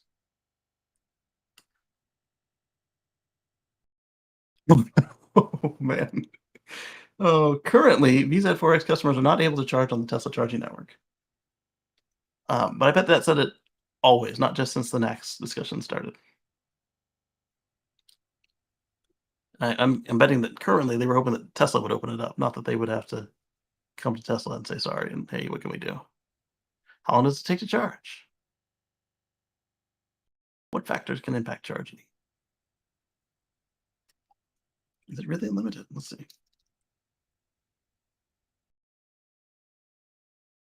32 amps. While DC fast charging times will be affected more than other charging methods based on outside temperature. As temperatures decrease below 50 degrees Fahrenheit, charging time will increase significantly. For BZ4X all-wheel drive, DC charging will slow down further than other models when the temperature reaches below 32 degrees Fahrenheit. Okay, so they have fixed that quote. It'll slow down more if it's below freezing, and may not be possible when the temperature drops to -4 degrees Fahrenheit or below. I've charged my vehicle at -4 degrees Fahrenheit several times. It may have been slower because it was wasting a lot of it on the heater, but it did it. I charged my Volt below -4 a couple times, including in Michigan. I don't believe I charged my Model S in a temperature that could freeze seawater, but that's just because the Model S tended to stay in this region. It made it as far west as Kentucky.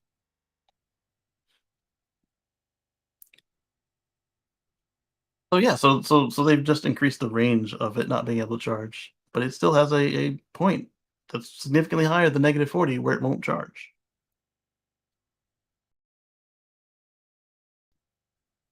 Good. Now I'm curious, what is the coldest that Testify has reported me charging at? Is that something I can look up easily? All right, charges. Time, savings, cost, kilowatts.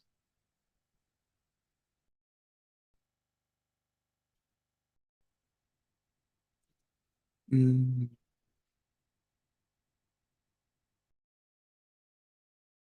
I know where it was really cold one day. Let me see what I charged it at.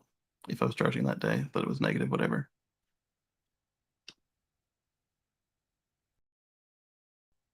There were 90 charges at this location.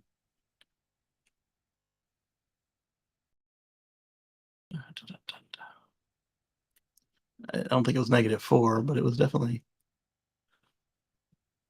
at least 0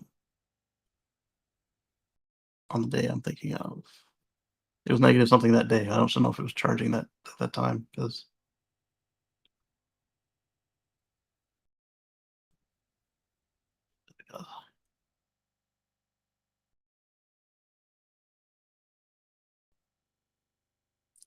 so it doesn't show the temperature on the summary screen. So I'd have to go into each one where it says the battery heater was on and then see what it was charging at, and we don't have time for that.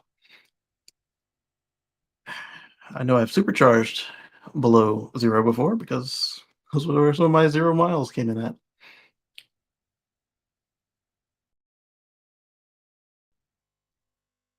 So Torque News says update: BZ4X may not charge below -4 degrees Fahrenheit. Toyota contacted Torque News following our publication that the company reported 32 degrees as the temp that DC fast charging may not work. Toyota says it meant to say -4. So again, people can see this. It's right on your website, and you wondered why you don't have the same kind of sales that you see from your EV competition. That's what we're looking at right there. And not to just beat on Toyota, I'm just saying that was a really good example of somebody who was complaining that they had too much inventory and rising. The other thing we're looking at there with them and their inventory is during the stop sale, they could have continued to ship the cars to either the distributors or to the dealers, and then when the stop sale was fixed, you put the right bolts on, you put the right torque on the bolts, whatever the case is, and then all of a sudden now you've got thousands of vehicles already deployed, ready to sell in the middle of a car shortage. Not a bad thing, and but it also could then be interpreted as, oh my goodness, inventory is building up. All right, so the Boring Company is going to get their next loop station in 2024. That may have been the same one we were just talking about. I don't know. No, it's. I mean, it is, but like they're saying when it's going to come out, 2024. That's cool.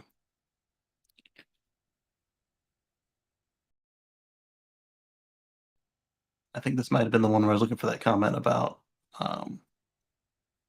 giving them subsidized rides. And we've got some more Cybertruck stuff, but this was like before it was finished, like production, even if barely before. Da, da, da.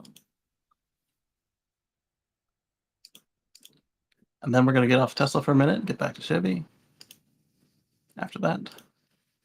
All right, so this we saw of a bunch of Cybertruck bodies just racked up, the same way that Tesla racks up the doors and the tailgates and the other parts just ready to go down the assembly line.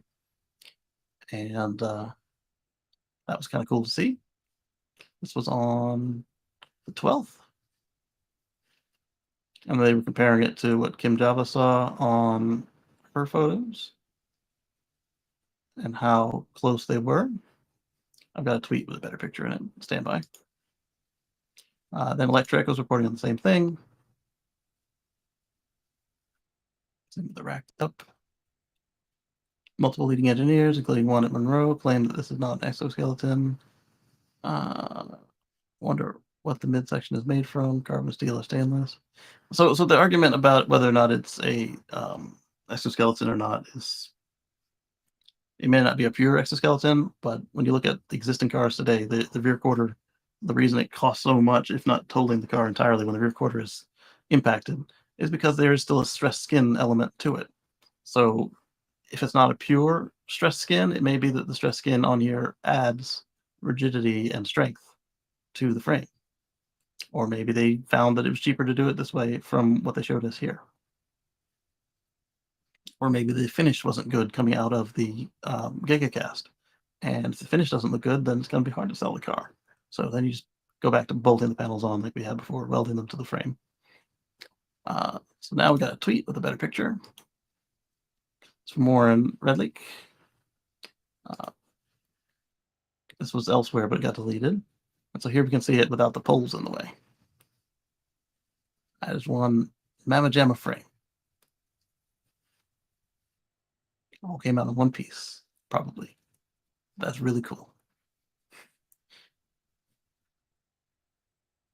I can't wait till Monroe gets his hands on this thing. That's going to be awesome. So Warren points out, I'm still not sure how the Cybertruck design uses exoskeleton. Will the steel exterior play a structural role? Does it reduce the mass of the Gigacast and internal frame? Maybe. Also, this looks like no useful pass-through from interior to truck bed. And I agree. Because the only pass-through would be that if the glass goes down, you could go through and hand stuff through the glass. Or maybe put something tall into the bottom corner of the bed, up through the window, over the glass. And the tonneau cover probably rolls into here. Seat back's attached here. I wonder what that large hole is for. That'd be really cool if they had a mid bay like the Rivian does, but I don't think they will. So hopefully this glass goes down and we can have the HVAC pass through there that way, or maybe they'll have vents or something, because everybody expressed to Elon they wanted a car camp in the vault. This guy says, I'm not a truck driver, but I don't understand all the commentary on whether there be a pass-through. Why is that considered desirable? Is it to hand things to people riding the bed? Definitely not that one. That's not legal in most places. To carry pieces of wood that are more than 8 feet long, which you could instead, instead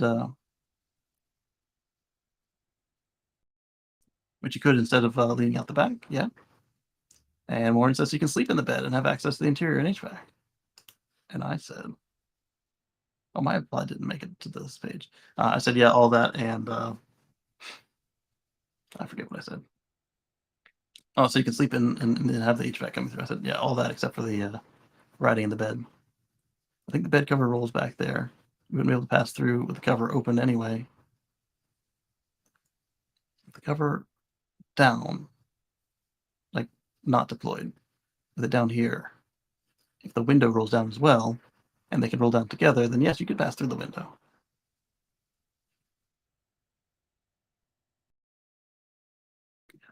Think how much structural benefit there is from making doors an 1/8-inch stainless steel, or door windows from bulletproof glass, or maybe it's just for making it badass. Bulletproof is not needed. Those decisions for doors increase weight, and of course, it looks unibody. And then Dirty Tesla points out that he never said anything about bulletproof windows, which is true.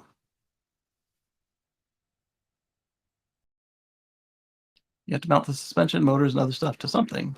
You also need door jambs and places to attach the interior panels and airbags. How else would you expect them to do that outside of using... What's up? Almost done. All right, so the Chevy Blazer is en route to the US from Mexico. Production is ramping to 65 units per hour. Not bad.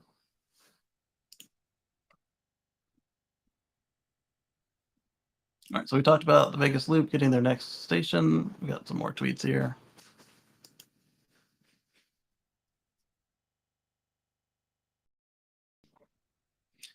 This one, Giga Shanghai reached their Model Y 1 million production. Congratulations. Model Y is the fastest production record of 1 million in the world, with exports covering 9 markets in 4 continents, including the UK, Canada, Mexico, Japan, Australia, New Zealand, and Thailand. Congratulations, team. All right, we talked about XAI. New fleet for NASA. And another tweet. Another tweet. Well, that's not a tweet. Then Dan sent us this one.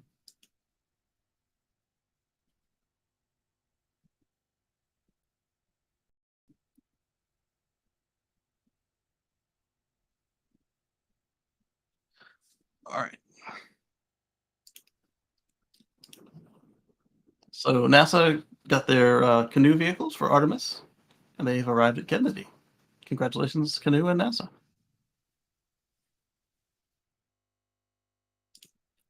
All right, so this one was Tesla Evangelist at... so I don't know if this was before or after he knew that the Cybertruck went into production, but he's asking, should he poke the bear? Quite literally here, poke the bear, because apparently this guy's a major short seller.